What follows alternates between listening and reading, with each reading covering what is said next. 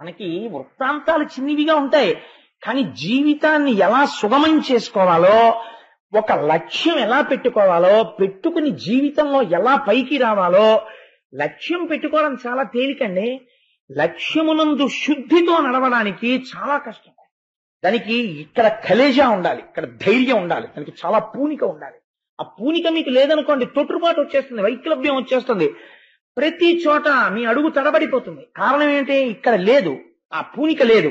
ఈ పూనికని నిలబెట్టుకోవడానికి నిరంతరము లోపల మథనం జరుగుతూ ఉండాలి. మీరు ఏ ఆశయాన్ని మనస్సులో పెట్టుకున్నారో ఆ ఆశయము నుంచి మీరు జారిపోకుండా ఒక్కొక్కడుగు వేసుకుంటూ పైకి ఎక్కగలగాలి.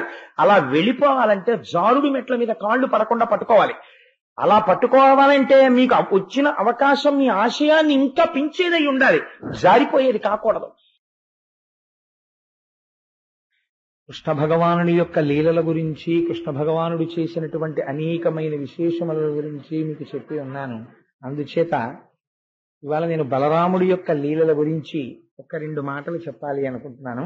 కాబట్టి ఆ బలరాముడు చేసినటువంటి కొన్ని లీలల గురించి ఇవాళ నేను మీకు విజ్ఞాపన చేసే ప్రయత్నం చేస్తాను. అందులో నేను స్కందము వరుస పాటించకుండా ఒక్కొక్కసారి అటు ఇటు అడుగు వేసే ప్రయత్నం చేస్తాను.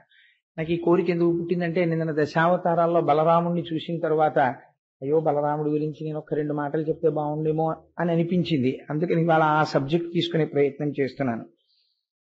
దుర్యోధనుడికి ఒక కుమార్తె, ఆవిడ పేరు లక్షణ. ఆ లక్షణ అనబడేటటువంటి కన్యకి ఒకానొక సమయంలో వివాహాన్ని నిర్ణయం చేశారు.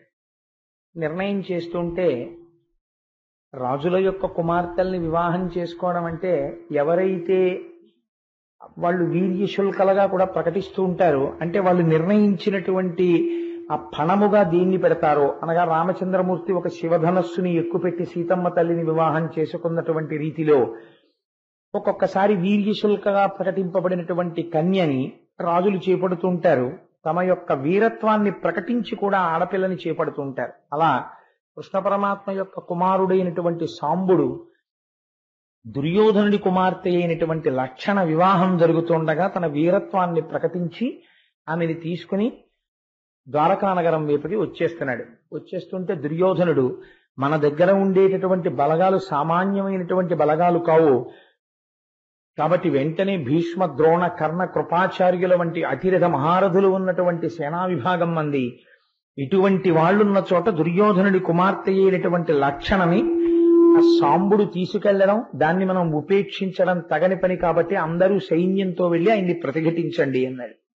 ఇంతమంది సైన్యం వెళ్లి ప్రతిఘటించినా సరే ఒక్క సాంబుడు వాళ్ళందరితో ఎంత గొప్ప యుద్ధం చేశాడంటే, సాంబుడు వేసినటువంటి బాణముల చేత దెబ్బతిన్న కౌరవుల యొక్క శరీరములన్నీ కూడా పూచినటువంటి కింశుక వృక్షములలా కనపడ్డాయి, రక్తధారలతో తడిసిపోయి ఉన్నాయి.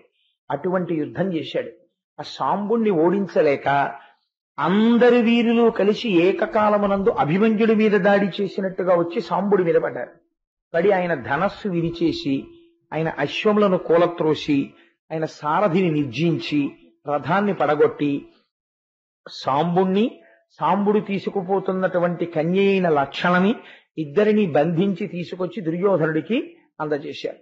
ఆయన వాళ్ళిద్దరినీ ఖైదు చేశారు. ఈ వార్త ద్వారకా నగరానికి చేరింది. నారద మహర్షి వెళ్లి చెప్పారు.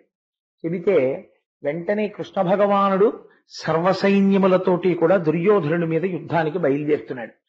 బలరాముడికి కౌరవులంటే కించిత పక్షపాతం, ఎందుకంటే దుర్యోధనుడు తన దగ్గర శిష్యరికం చేసినవాడు. అందుచేత ఈ మాత్రం దానికి యుద్ధం వరకు ఎందుకు, ఇక్కడ ఉండేటటువంటి యాదవ పెద్దల్ని తీసుకుని నేను అక్కడికి వెడతాను, వెళ్లి దుర్యోధనుడికి 4 మంచి మాటలు చెప్పి ఆ లక్షణని మళ్లీ మన కోడలుగా తీసుకొస్తాను అని చెప్పి పెద్దలతో కలిసి రథం ఎక్కి బయలుదేరాడు. వెళ్లి ఆ ఊరిలోకి ప్రవేశించకుండా ఊరికి మొగన, అంటే ఊరి యొక్క పొలిమేరలో ఉండేటటువంటి ఒక ఉద్యానవనంలో విడిది చేశారు. చేసి ఒక చెట్టు కింద కూర్చుని తనతో వచ్చినటువంటి మహాభాగవతులైనటువంటి వారందరూ చుట్టూ పరివేష్టిస్తుంటే నక్షత్ర మండలం మధ్యలో చంద్రుడు ఎలా ఉంటాడో అలా ప్రకాశించాడు బలరాముడు. ఆయన గురించి చెప్తూ పోతన గారు ఒక మాట అంటారు, బలము మిగుల కలుగ బలభద్రుడనిలో ఒక రమణుడగుట చేసి రాముడనియు.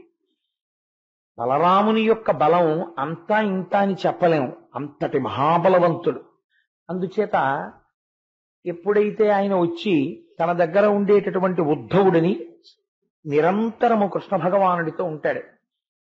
భాగవతంలో అవతార పరిసమాప్తి చేసే ముందు కృష్ణ భగవానుడు ఉద్ధవుణ్ణి పిలిచి వేదాంత బోధ చేస్తాడు. చాలా అద్భుతంగా ఉంటుంది అది.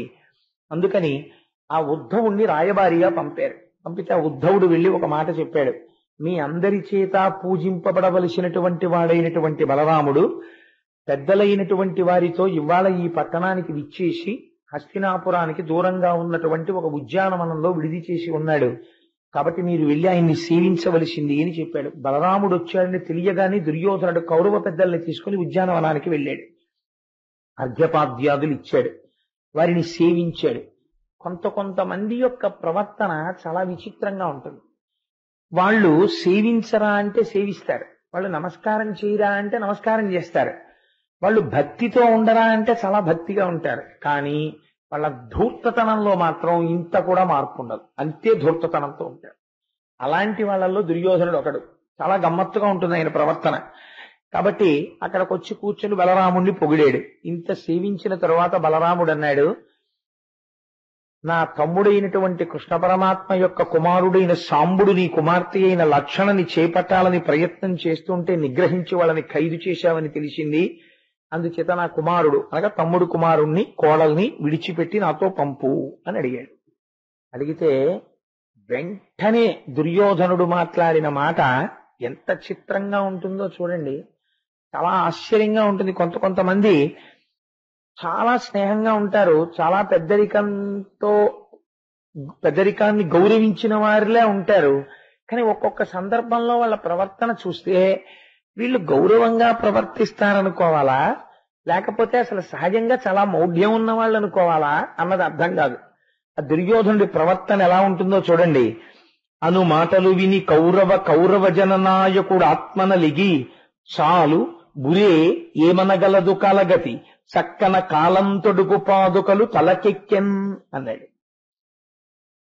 ఏం చెప్పనయ్యా బలరామ, కాలగతిని చూస్తుంటే ఆశ్చర్యంగా ఉంది. మేమెక్కడా, యాదవులు మీరెక్కడా, పశువుల్ని తోలుకునే వాళ్ళు మీరు, మీకు రాజ్యాధికారం లేదు, మీకు మా పిల్ల కావలసి వచ్చిందా? ఓన్లే గురువు కదా అని చెప్పి ఉద్యానవనానికి వచ్చి గౌరవించి అర్ఘ్యపాద్యాదులు ఇచ్చానని నాకు ఉత్తరం వేస్తున్నావా? నా కూతుర్ని నీ ఇంటి కోడలు చేయనా? నీ మాటలు వింటుంటే నాకేమనిపిస్తోందో తెలుసా? కాలగతి అంటే ఇలా ఉంటుంది, ఇలా ఉంది. కాళ్ళకి తొడుక్కోవలసిన చెప్పులు తలకెక్కాలని కోరుకుంటే ఎలా ఉంటుందో నువ్వు కోరిన కోరిక అలా ఉంది. బలరాముణ్ణి ఉద్దేశించి ఇంత మాట అనడమే ఈ మాట అన్నాడు అని మనము బంధువరసను మన్నించుమన్నను కాదే రాజ్యభోగ గరిమ బొదలి వసుధ పేరు కలిగి వాసికి నిక్కుట తమకు ననుభవింప తగని ఎట్టి. అసలు యాదవులైనటువంటి మీకు రాజ్యాధికారం చేసేటటువంటి అధికారం లేదు యయాతి శాపం చేత. కానీ మీరు రాజులు ధరించేటటువంటి ఛత్రచామరాదులన్నీ ధరిస్తున్నారు, రాజభోగములనన్నిటినీ అనుభవిస్తున్నారు. ఇంతటి గౌరవాన్ని పొందారు. దేనివల్ల పొందారు? కృష్ణుణ్ణి చూసి కృష్ణుడని ఎవరూ గౌరవించలేదు, బలరాముణ్ణి చూసి బలరాముడని ఎవరూ గౌరవించలేదు.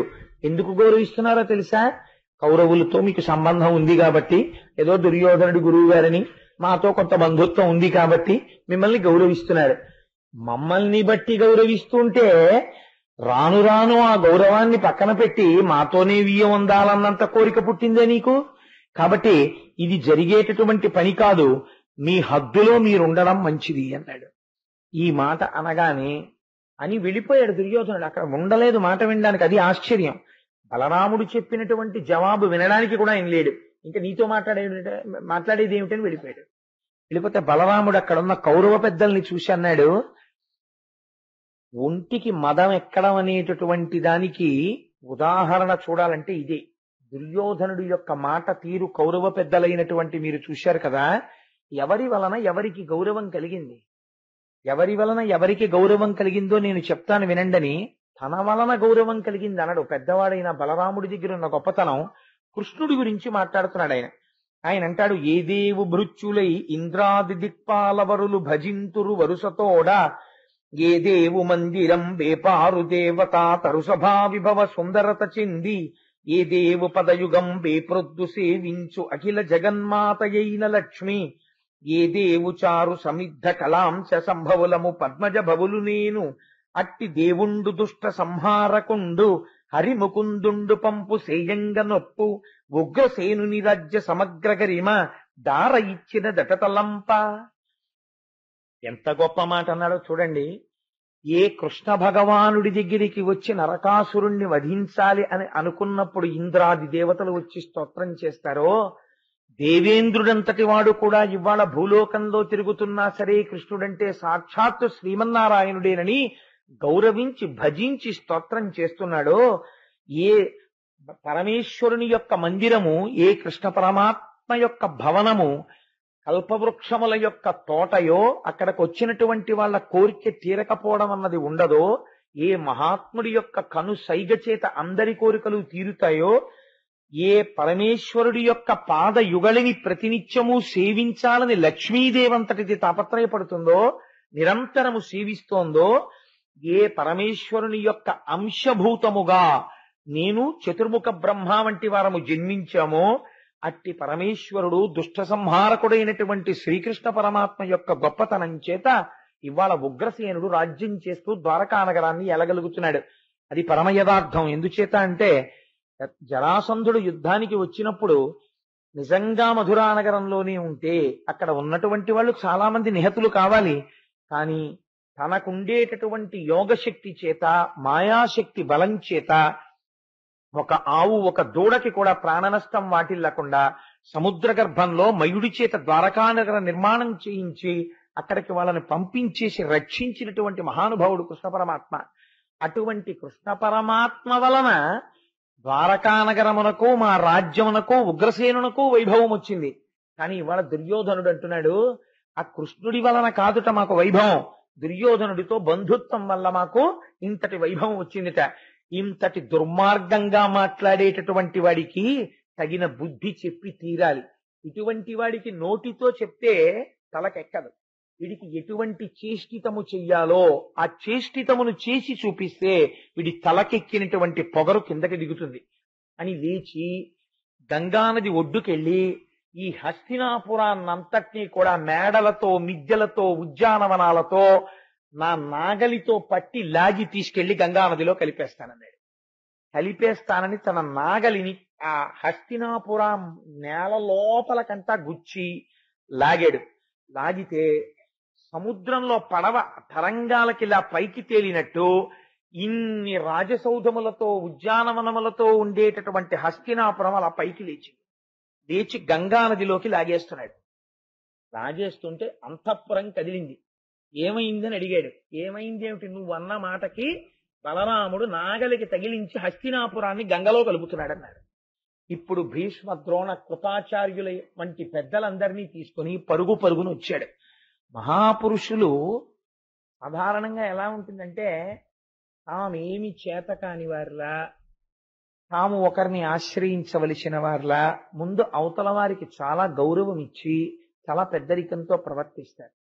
ఈ వినయం చేతకానితనం అనుకున్నారనుకోండి, ఆ చేతకానితనం అనుకున్నది ఆఖరణ ఒక్క రోజున తిరగబడింది అనుకోండి, తిరగబడి నీ హద్దేమిటో నీకు నేను చూపిస్తానన్నాడు అనుకోండి, ఆ రోజున వచ్చి పాదాక్రాంతుడవడం తప్ప వేరో మార్గం ఉండదు.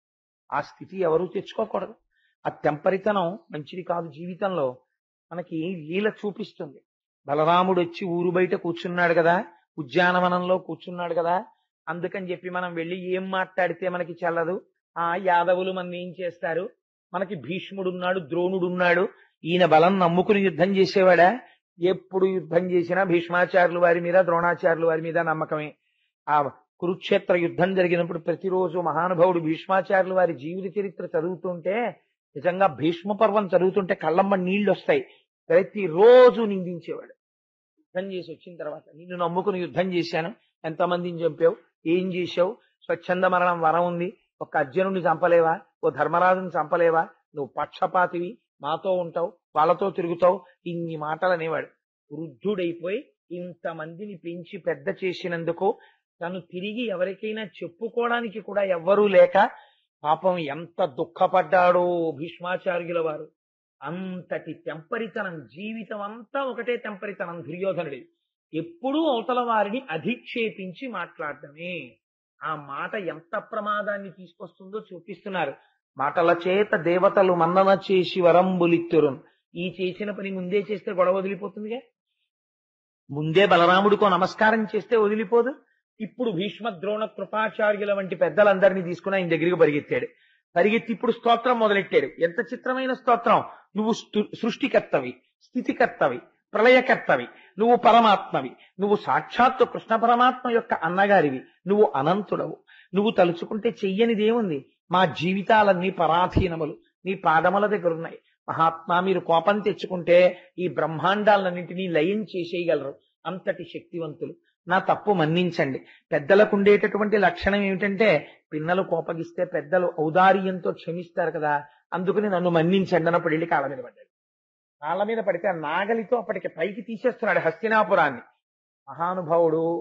పెద్దలకు ఉండేటటువంటి చాలా గొప్ప లక్షణం ఇదేనండి. పాలకి చల్లారే గుణం లేదనుకోండి, నీళ్లు తగిలితే పొంగిన పాలు చల్లారం అనుకోండి. అసలు ప్రపంచంలో పాలు కాచడం అనేటటువంటి ప్రక్రియ ఎంత ప్రమాదకరమైందైపోతుందో మీరు ఆలోచించండి. ఈశ్వరుడు పాలని చూస్తే మీరు జీవితంలో చాలా గొప్ప లక్షణం తెలుసుకోవచ్చు. పొంగుతున్నటువంటి పాల మీద ఇన్ని నీళ్లు పట్టుకెళ్ళి ఇలా అంటే చాలు, కిందకి వెళ్ళిపోతాయి. అలాంటిది నీ కోపాన్ని నువ్వు దేని చేత కట్టడి చెయ్యలేకపోతే, ప్రపంచంలో ప్రతి పదార్థానికి ఒక విరుగుడు ఉంది. పాము నెమలి చేత ముక్కలైపోతోంది, ముంగిసం చూస్తే భయపడిపోతోంది. అంత పాము మణిమంత్రాదులకు కట్టుపడుతోంది. ఆఖరికి ఎందుకు పనికిరానటువంటి జీవులు కూడా ఎవరో ఒక దాన్ని చూసి తలదించుతాయి, భయపడతాయి. ప్రతి దానికి భయం ఉంది, ప్రతి దానికి ఒక విరుగుడు ఉంటుంది ప్రపంచంలో. అస్తమానం విరుగుడు లేనటువంటి మాటలు, దుర్మార్గపు బుద్ధి మనిషిని పాడు చేసేవేవంటే రెండే. మొట్టమొదట ఏ మనిషి అయినా దేని చేత పాడైపోతాడో తెలుసా అండి? నేను మాట్లాడిన మాటలకి సాక్ష్యం లేదనుకుంటాడు. కానీ ఈశ్వరుడు ఒకడున్నాడు, వాడు సాక్షిగా చూస్తున్నాడు నీ ప్రవర్తనకి.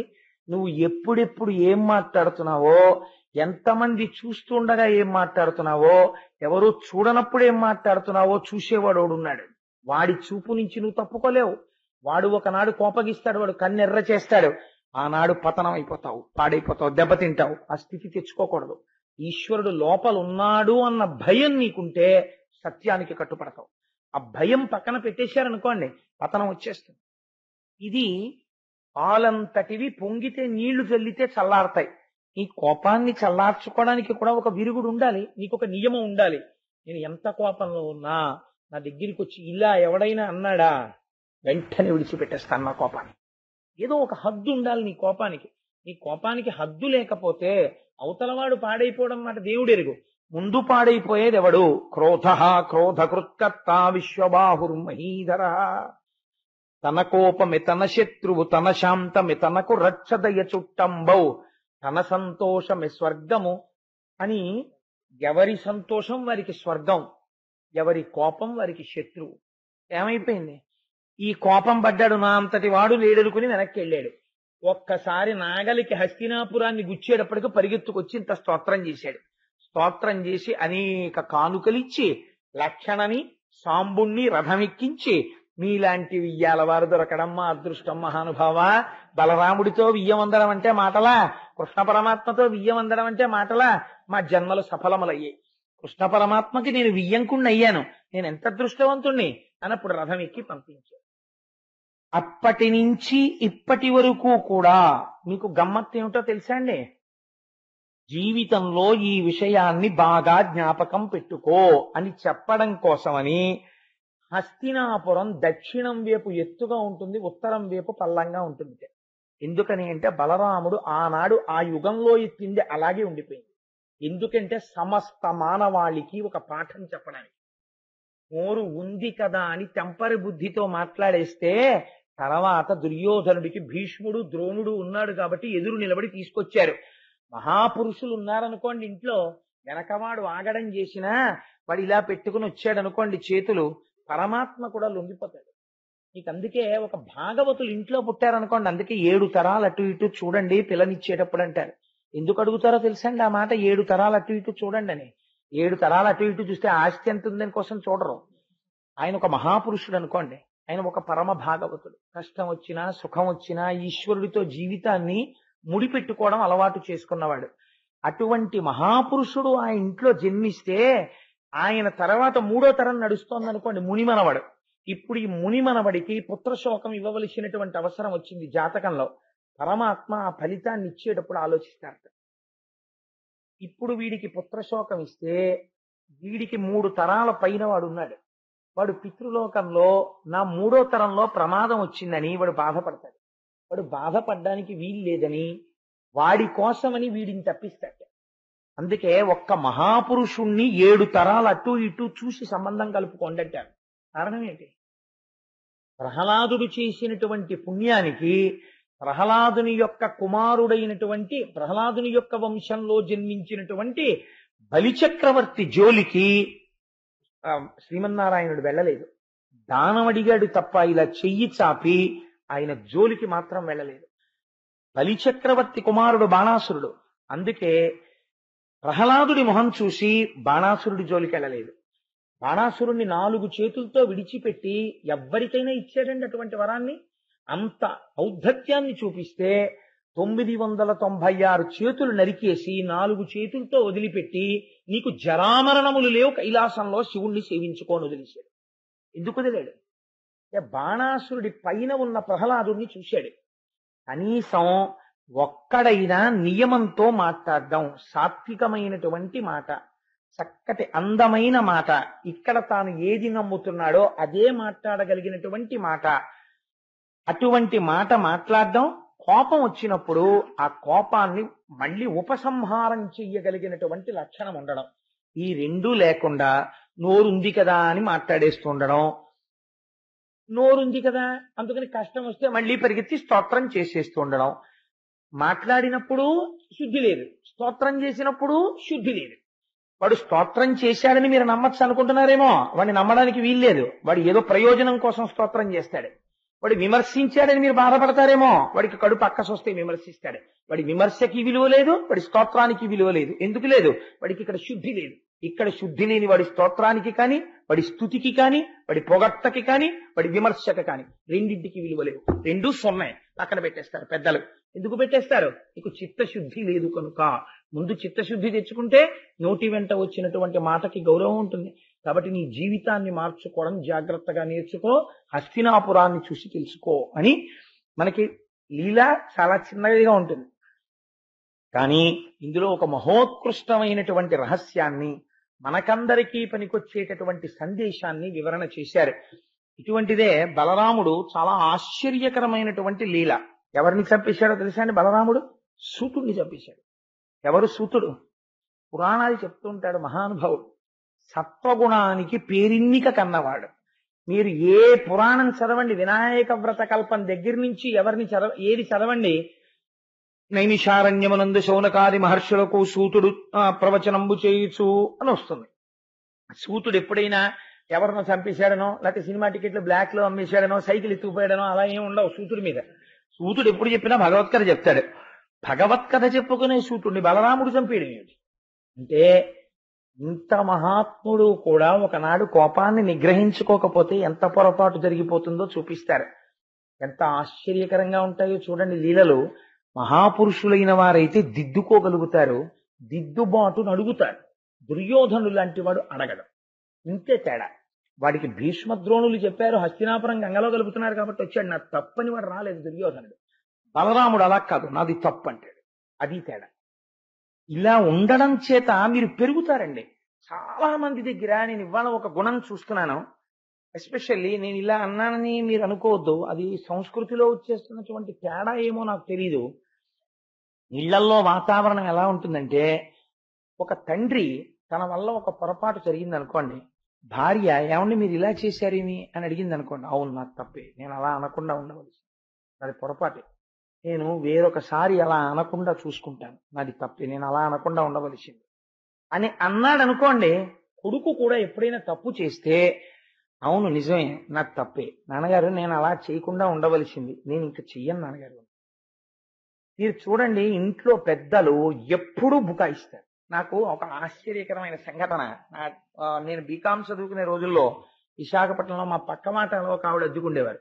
ఆవిడ స్కూల్ టీచర్ గారు. వాళ్ళకు ఒక చిన్న పాప ఉండేది, జ్యోత్స్న అని. ఇప్పుడు ఈ కృష్ణుడి వేషం వేసి తీసుకొచ్చారే, అలా ఉండేది. ఆ పాప మా ఇంటికి వచ్చి ఆడుకుంటూ ఉండేది. సాయంకాలం మేము కాలేజీ నుంచి వచ్చేసాక ఆడుకుంటోంది. మా అమ్మగారు నాకు అప్పుడే కాలేజీ నుంచి వచ్చాడు, వీడి పాపం ఎంత మేధోమథనం చేశాడు అని ఓ గ్లాస్ తో పాలు అక్కడ పెట్టారు. గ్లాస్ లో పాలు అక్కడ పెడితే అది నన్ను చూడగానే మామయ్య మామయ్య అంటూ పరిగెత్తుకుంటూ వచ్చేస్తే దానికి కాలు తగిలి ఆ పాలు పడిపోయి, పాలు పడిపోతే నేను, మా అమ్మగారు వచ్చి ఎరా పాలు పడిపోయాయా అన్నారు. అంటే నేను అన్నాను, ఏంటి అవునమ్మా పాలు పడిపోయాయి అన్నాను. అంటే అదేంది చిన్నపిల్ల, పాలు పడిపోలేదు అమ్మమ్మ గారండి, నేనే తన్నేశాను అంది. అబ్బా ఎంత తేడా ఉందిరా ఈ రెండు వాక్యాలకి అనుకున్నాను.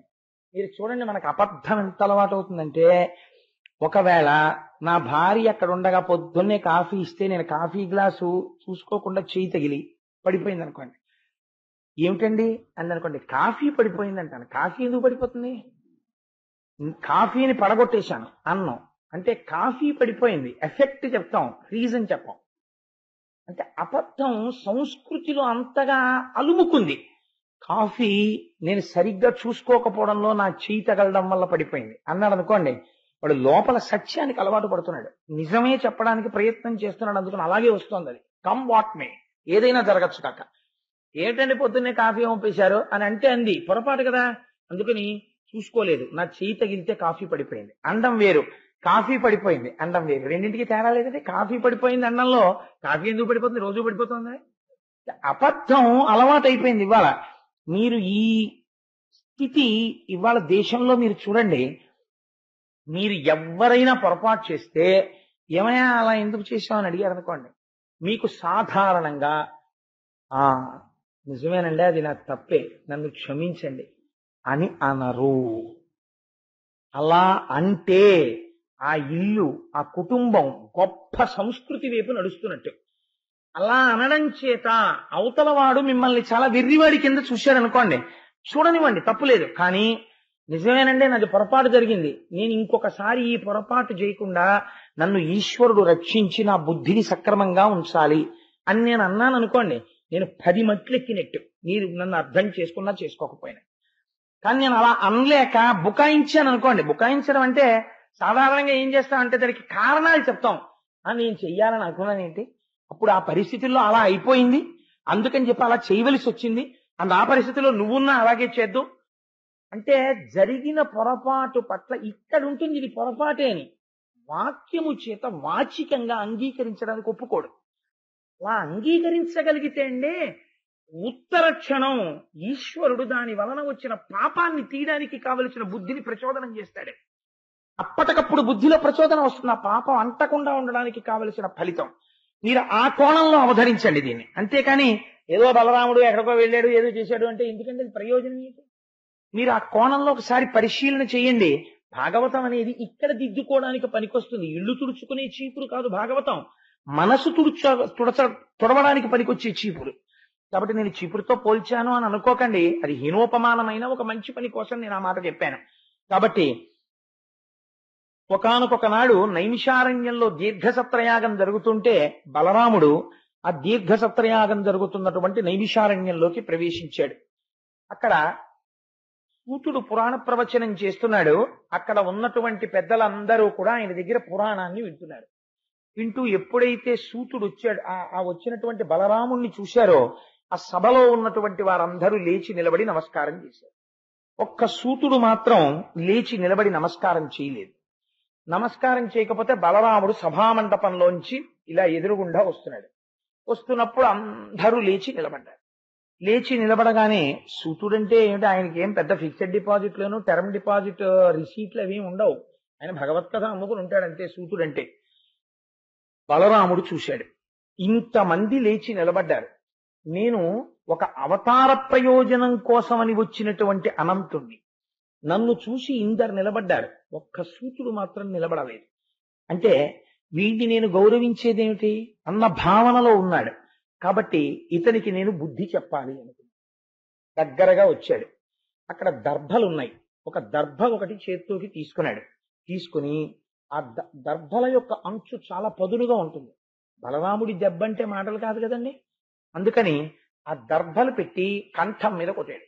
కొడితే ఆ కంఠం తెగిపోయి కింద పడిపోయింది. ఎవరు అప్పుడు ఏం చేస్తున్నాడు? సూతుడు పురాణ ప్రవచనం చేస్తున్నాడు. ఆయన కంఠం తెగి కింద పడిపోయింది. సభలో హాహాకారములు చెలరేగి. బలరాముడు బాధపడలేదు. ఆయన అన్నాడు, నేను వచ్చినప్పుడు ఇంతమంది లేచి నిలబడ్డారు, ఒక్కరు లేచి నిలబడని వారు లేరు. కానీ నేను ప్రవచనం చేస్తున్నాను, నేను ఎందుకు లేవాలని సూతుడు లేవలేదు.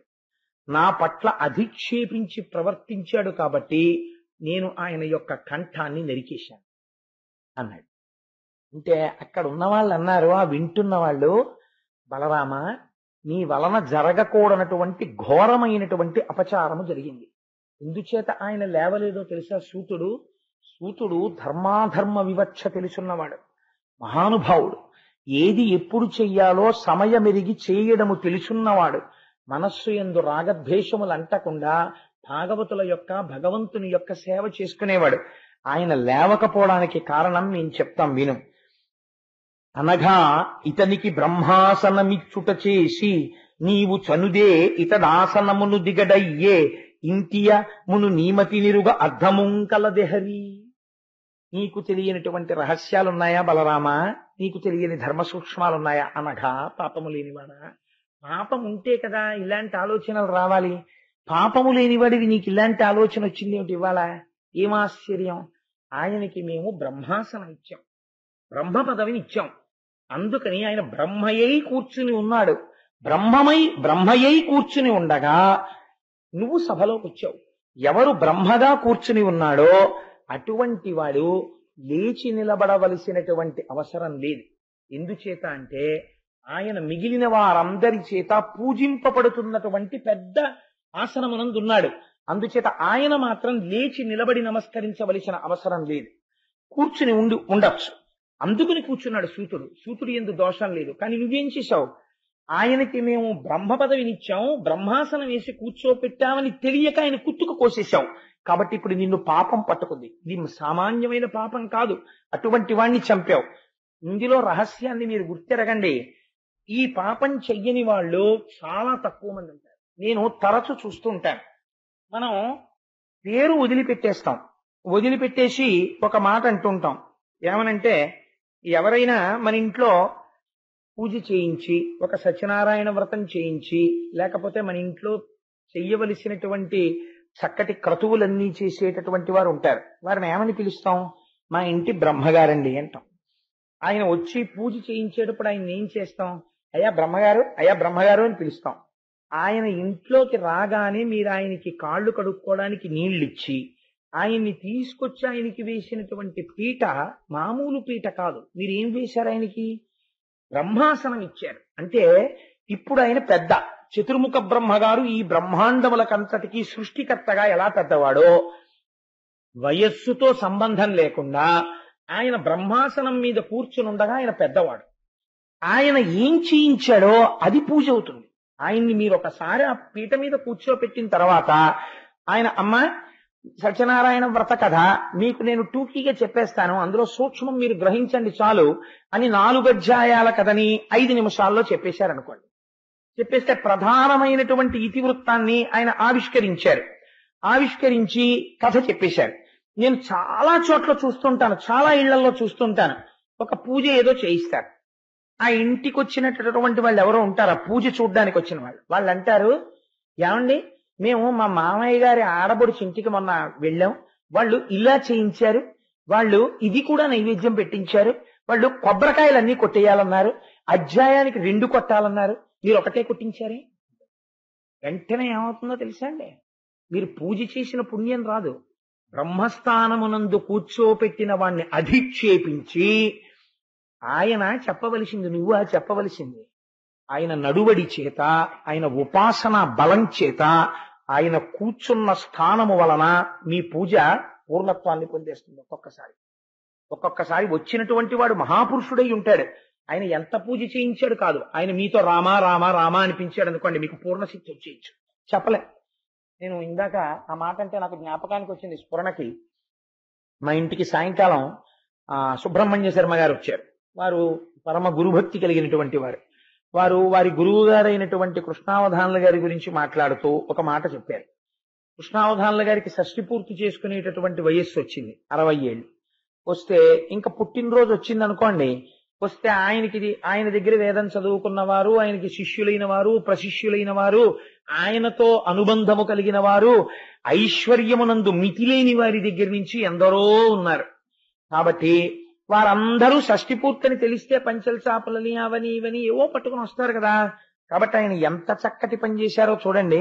షష్ఠి పూర్తి ఉన్నది అనగాని ఒక 10 రోజుల ముందు ఎవ్వరికీ చెప్పకుండా ఇల్లు తాళం వేసుకుని ఓ సూట్ కేసు అట్టుకుని భార్యను తీసుకుని కాశీపట్టణానికి వెళ్ళిపోయి ప్రతిరోజు భార్యతో కలిసి గంగా నదిలో స్నానం చెయ్యడం, సంకల్పం చెప్పుకోవడం, గోపూజ చేసుకోవడం, చక్కగా విశ్వేశ్వరలింగానికి వెళ్లి అభిషేకం చేసుకోవడం, 60 రోజులు భార్యతో వారణాసిలో గడిపి షష్ఠి పూర్తి చేయడానికి కుదరదు, గురువుగారు కాశీ వెళ్ళిపోయారనిపించుకున్న తర్వాత అప్పుడు తిరిగి భార్యతో తిరిగి ఇంటికి వచ్చేసారు.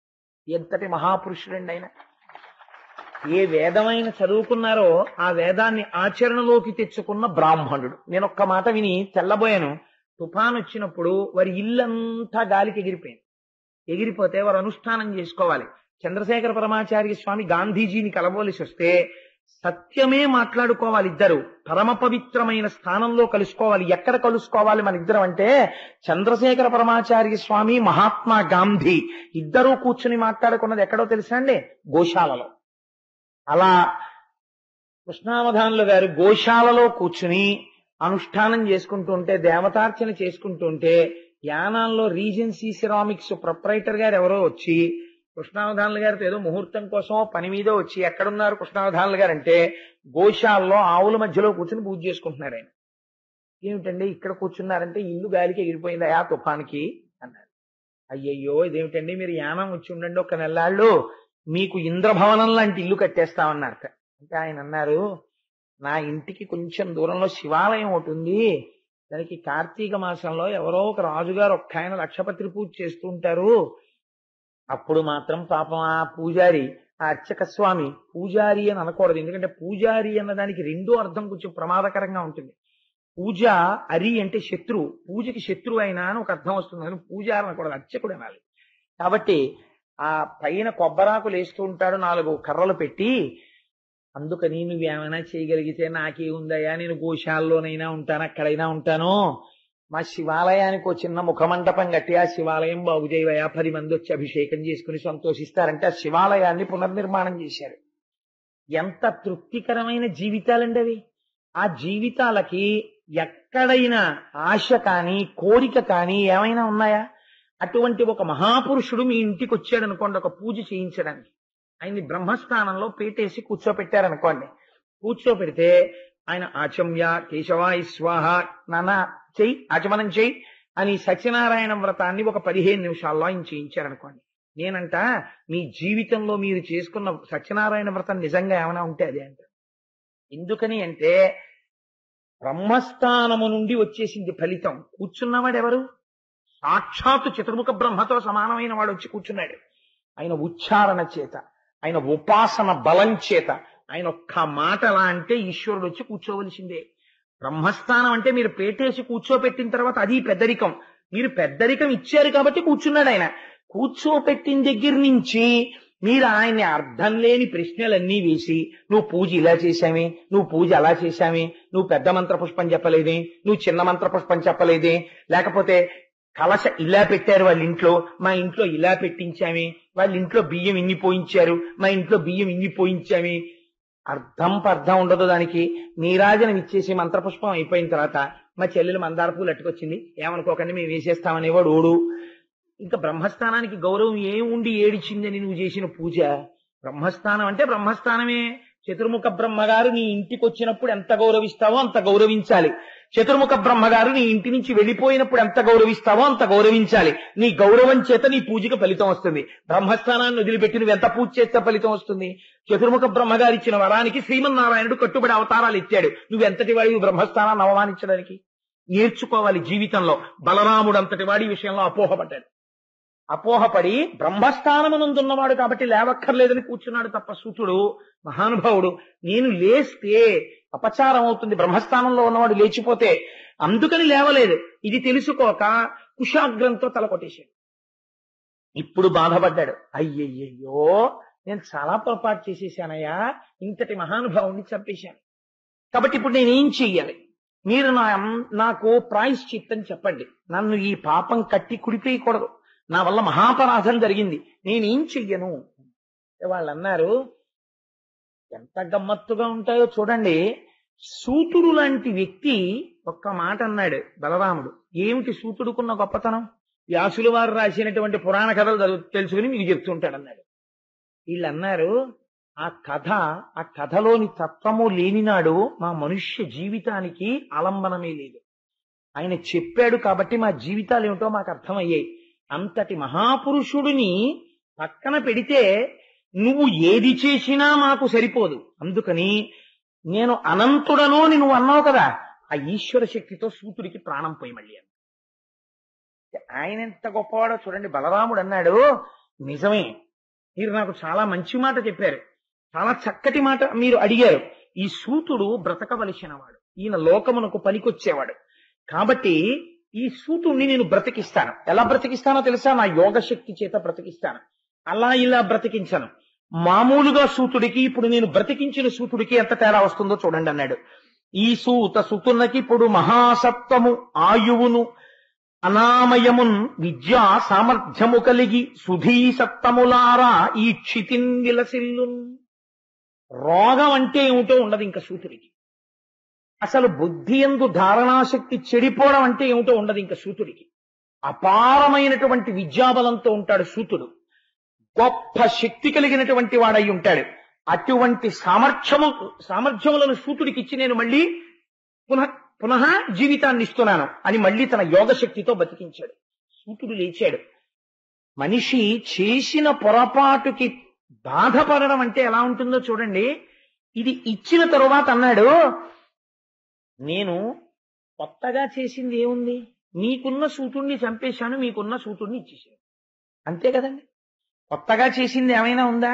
నేను తరచు చెప్తుంటాను. రమణ మహర్షి ఓ మాట చెప్తుండేవారు. ఏమీ లేనివాడు ఇంట్లో ఉన్న చలివిడితో వినాయకుడిని చేసి పూజ చేసి నైవేద్యం పెట్టవలసి వస్తే ఆ చనివిడి వినాయకుడు పొట్టగిల్లేసి అక్కడ పెట్టి నైవేద్యం పెట్టేశాట. అలా మీకున్న సూతుడే ఓ దర్భతో తెంపేశాను, మీకున్న సూతుడినే మళ్ళీ బతికించి ఇచ్చేశాను, ఏవో 2 గుణాలు ఎక్కువ ఇచ్చాను. అందుకు నా మనసు బాధ తీరలేదు నేను చేసిన తప్పు పనికి. మీరు ఇంకేమైనా అడగండి, నేను చేసి పెడతాను, చేసి పెడితే నాకు తృప్తిగా ఉంటుంది అన్నాడు.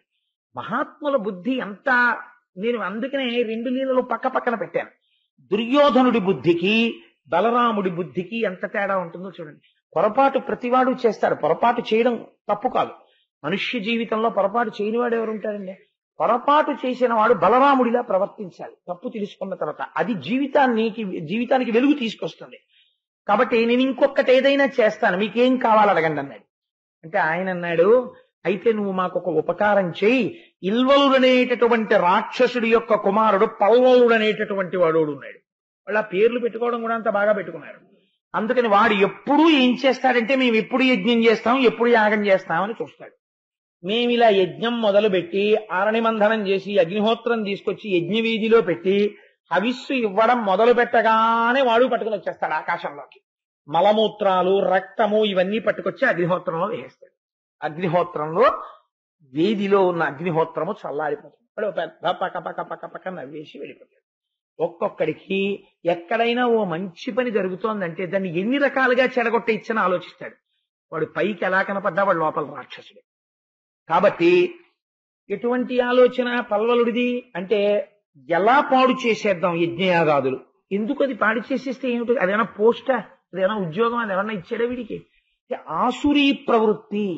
మీరు కొంతమందిని చూడండి, ఇదే పని మీద ఉంటారు.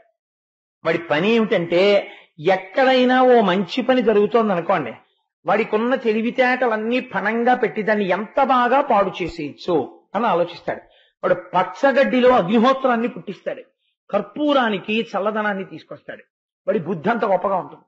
కాబట్టి వీడికి చేసే పని ఏమిటంటే అదే ఆసురీ ప్రవృత్తి. కాబట్టి యజ్ఞవేది యొక్క అగ్నిహోత్రమునందు మలమూత్రములు వేసి చల్లారుస్తుంది. వాడు సంతోషపడిపోయి వెళ్ళిపోతుంటాడు. వీరు మళ్ళీ ఎక్కడికో పెడతారు పాపం, మళ్ళీ మొదలెడతారు, మళ్ళీ వాడు వచ్చేస్తుంటాడు. వాడి అడిగే కోరిక కూడా అర్థం ఉండాలండి. ఎవరైనా ఓ కోరిక కోరుకోండి అన్నారు అనుకోండి, కోరిక కోరుకోండి అనగానే ఓ వెర్రి కోరిక ఒకటి వచ్చేసింది అనుకోండి, వచ్చేస్తే దాంట్లోంచి ప్రమాదం వచ్చేస్తుంది. నీతి చంద్రికలో ఒక కథ ఉంది. వెనకటికి ఓ వెర్రి బ్రాహ్మడు దానం పెట్టడానికి వెళ్ళేట్టు పెడితే ఆవిడెవరో ఫోన్లే ఉండిపోయింది కదా అని చెప్పి ఓ కేజీ బియ్యం పిండి ఇచ్చింది ఆవిడ. మామూలుగా ఇంట్లో ఏదో భోజనం పెట్టేసి రూపాయి పావులాయ ఎంతో ఇచ్చి పట్టుకెళ్ళబోయి మా ఇంట్లో ఉండిపోయింది ఎప్పుడైనా అట్లేసుకో అని ఓ కేజీ బియ్యం పిండి ఉంటే ఇచ్చింది. వాడు ఏం చేశాడంటే ఆ కేజీ బియ్యం పిండి తెచ్చిన దగ్గర నుంచి ఇంకా వాడికి ఆరాటం. వెర్రి ఎలా ఉంటుందో చూడండి. ఈ పిండి ఇక్కడ పెట్టి నేను పడుకుంటే చీమలు తినేస్తే కొంత పిండిని, పోని ఇది తీసుకెళ్లి చీమలు తినకుండా నీళ్లలో పెడితే చమాయింపు తగిలి గడ్డ కట్టేస్తే, ఆలోచించి ఆలోచించి ఆలోచించి ఇలా కాదు దీనికి చీమలు పట్టకూడదు, ఈగ కూడా ఇంత తినకూడదని ఆలోచించి ఓ కుండట్టుకొచ్చి ఆ కుండ శుభ్రంగా తోమి బట్ట పెట్టి దాన్ని తుడిచి తడి లేకుండా చేసి ఈ బియ్యపిండి అందులో పోసి కుండ ఎక్కడ పెడితే చీమలు పడతాయో ఈగలు పడతాయో అని ఓ ఉట్టి కట్టి ఆ ఉట్టిని ఏదైనా వచ్చి ముట్టుకుని తినేస్తుందేమో అని తన పడుకున్న మంచం మీదే తన గుండెల మీద ఉండేటట్టుగా ఉట్టిని కట్టుకుని ఆ బియ్యపిండి ఉట్టి కింద పడుకున్నాడు. పడుకుని అమ్మయ్యా నేను ఒక 4-5 రోజులు ఎక్కడికి ఆయవారానికి వెళ్ళక్కర్లేదు, బియ్యపిండి ఇక్కడే ఉంది అనుకున్నాడు. బియ్యపిండి మీద వ్యామోహంతో పడుకున్నాడు కదండి. వాడికి కలొచ్చింది, ఈ బియ్యపిండి నేను తినడమే కాకుండా కొన్ని అట్లేసి అమ్మితే డబ్బు వస్తుంది. అప్పుడు ఆ డబ్బుతో ఒక ఆవుని కొంటే పాలిస్తుంది. అప్పుడు ఆ పాలు అమ్మితే ఇంకా డబ్బు వస్తుంది. అప్పుడు నేను బోల్డన్న ఆవులు కొంటే పెద్దదైపోతున్నాయి. అప్పుడు పొలం కొంటే పొలం దున్నుతాను. అప్పుడు ఆ తర్వాత పెళ్లి చేసుకుంటాను. ఆ తర్వాత పిల్లలు, ఓయ్ బాబో ఐశ్వర్యం, గుర్రాలు, పొలాలు, ఆనందంలో వాడు ఆ కల్లో ఓయ్ వాయ్ ఓయ్ అన్నాడు. అంటే ఈ 2 చేతులు కొండగా వెళ్ళికొండ కిందకి వాడు లేచి చూసేటప్పటికి పిండి అంతా పక్కన ఉన్న నీళ్ళల్లో పడిపోయింది. దరిద్రం వదిలిపోయాడు. వాడు ఏ స్థితిలో ఉన్నాడో ఆ స్థితిలోనే ఉన్నాడు. ఒక్కొక్క వెర్రాలోచన ఎలా ఉంటుందంటే అర్థం బర్థం లేనటువంటి స్థితి. దానికి ఆ కోరికకి సంబంధమే ఉండదు. మీరు కోరే కోరిక ఎప్పుడూ మీరు నిర్ణయించుకున్నటువంటి స్థానము నుంచి మిమ్మల్ని చెడగొట్టకూడనిదై ఉండాలి మీ కోరిక. అలాంటి కోరిక మీ ఆశయాన్ని మీరు నెరవేర్చుకోవడానికి పనికొస్తుంది. అంతేగాని మీరు కోరికనే కోరికే మీరు పెట్టుకున్న ఆశయానికి భిన్నంగా ఉండేదనుకోండి, ఉపయోగమే ఉంది. అది ఆశయం ఎలా అవుతుంది మీలో? ఆశయం కాదు అది, పేరుకి చెప్పడానికి ఆశయం, పైకేమో మీ నడువడి ఒకలాగా ఉందన్నమాట. కాబట్టి కోరిక ఒకలా ఆశయం ఒకలా ఉండకూడదు. ఆశయ సిద్ధికి పనికొచ్చే కోరిక ఉండాలి. అందుకని వాళ్ళు ఎంత గొప్ప కోరిక అడిగారో చూడండి ఋషులు. ఆ పల్వలుడు మా యజ్ఞాన్ని పాడు చేస్తున్నాడు, యజ్ఞాలు మేము చేసుకోవాలి కాబట్టి పల్వలుడిని సంహరించన్నారు. మనకి వృత్తాంతాలు చిన్నివిగా ఉంటాయి, కానీ జీవితాన్ని ఎలా సుగమం చేసుకోవాలో, ఒక లక్ష్యం ఎలా పెట్టుకోవాలో, పెట్టుకుని జీవితంలో ఎలా పైకి రావాలో, లక్ష్యం పెట్టుకోవడం చాలా తేలికండి. లక్ష్యమునందు శుద్ధితో నడవడానికి చాలా కష్టం. దానికి ఇక్కడ కలేజా ఉండాలి, ఇక్కడ ధైర్యం ఉండాలి, దానికి చాలా పూనిక ఉండాలి. ఆ పూనిక మీకు లేదనుకోండి తొట్టుపాటు వచ్చేస్తుంది, వైక్లభ్యం వచ్చేస్తుంది, ప్రతి చోట మీ అడుగు తడబడిపోతుంది. కారణం ఏంటి? ఇక్కడ లేదు, ఆ పూనిక లేదు. ఈ పూనికని నిలబెట్టుకోవడానికి నిరంతరము లోపల మథనం జరుగుతూ ఉండాలి. మీరు ఏ ఆశయాన్ని మనస్సులో పెట్టుకున్నారో ఆ ఆశయము నుంచి మీరు జారిపోకుండా ఒక్కొక్కడుగు వేసుకుంటూ పైకి ఎక్కగలగాలి. అలా వెళ్ళిపోవాలంటే జారుడు మెట్ల మీద కాళ్ళు పడకుండా పట్టుకోవాలి. అలా పట్టుకోవాలంటే మీకు వచ్చిన అవకాశం మీ ఆశయాన్ని ఇంకా పెంచేదై ఉండాలి, జారిపోయేది కాకూడదు. అలా దిద్దుకోవాలి మనిషి జీవితాన్ని. అందుకే వాళ్ళు ఎంత గొప్ప కోరిక అడిగారో చూడండి. పల్వల సంహారం చేయి, మేము యజ్ఞయాగాదులు చేసుకుంటా అన్నారు. నాకు అనిపిస్తుంది అసలు భాగవతం ఎవరు వినాలండి? యువకులు వినాలి, యువతులు వినాలి. అంటే మీరు వినడం తప్పని నేను అంటలేదు. వింటే ఓహో జీవితం అంటే ఇలా ఉండాలా, జీవితం అంటే ఇలా చెయ్యాలా అనిపిస్తుంది. మీరు మహాత్మా గాంధీ గారు చూడండి, 1920వ సంవత్సరంలో సహాయ నిరాకరణోద్యమాన్ని ప్రారంభం చేశాడు ఆయన. చేసి 1942లో క్విట్ ఇండియా ఉద్యమం దగ్గరికి వచ్చేటప్పటికి మహాత్మా గాంధీ ఏది చెప్తే అది చేసేయడమే తెలుసు భారతీయులకి. ఆ స్థితికి వచ్చేసాడు ఆయన. ఆ స్థితికి వచ్చేసిన తరువాత 1942లో క్విట్ ఇండియా ఉద్యమం జరుగుతుంటే 1942లో ఇండియాకి స్వాతంత్రం వచ్చి వేయవచ్చు. ఆ స్థితిలో జరిగింది ఉద్యమం. అప్పుడు యథార్థంగా బ్రిటిష్ ప్రభుత్వం గజగజలాడిపోయింది. ఈ స్థితిలో ఉపసంహారం చేసేశాడు ఆయన ఉద్యమాన్ని. ఆపేస్తున్నాను ఉద్యమం. ఎందుకు ఆపేస్తున్నారని అడిగారు. నా ఉద్యమమునకు ఊపిరి ఏది? సత్యము, అహింస. ఈ చెంప మీద కొడితే ఈ చెంప చూపించడం నాకు తెలుసు. కానీ ఇవాళ ఒక బ్రిటిష్ సైనికుణ్ణి చౌరీ చౌరా అనబడేటటువంటి ప్రాంతంలో పట్టుకుని ఒక స్తంభానికి కట్టి సజీవంగా కాల్చారు భారతీయులు. నా సిద్ధాంతమే తప్పిపోయిన నాడు దాని ఫలితము నాకు వచ్చినా నాకు అక్కర్లేదు, ఆపేస్తున్నాను ఉద్యమం అన్నాడు. 1947లో స్వాతంత్రం వచ్చింది. 5 ఏళ్లు స్వాతంత్రాన్ని వాయిదా వేయడానికైనా ఒప్పుకున్నాడు, కానీ సిద్ధాంత త్యాగానికైనా ఒప్పుకోలేదు. అందుకే ఆయన మహాత్ముడయ్యాడు. చచ్చిపోయే ముందు తుపాకీ గుండు పెట్టి కొడుతుంటే హే రామ్ అనగలిగాడు. అది సంస్కార బలం అంటే.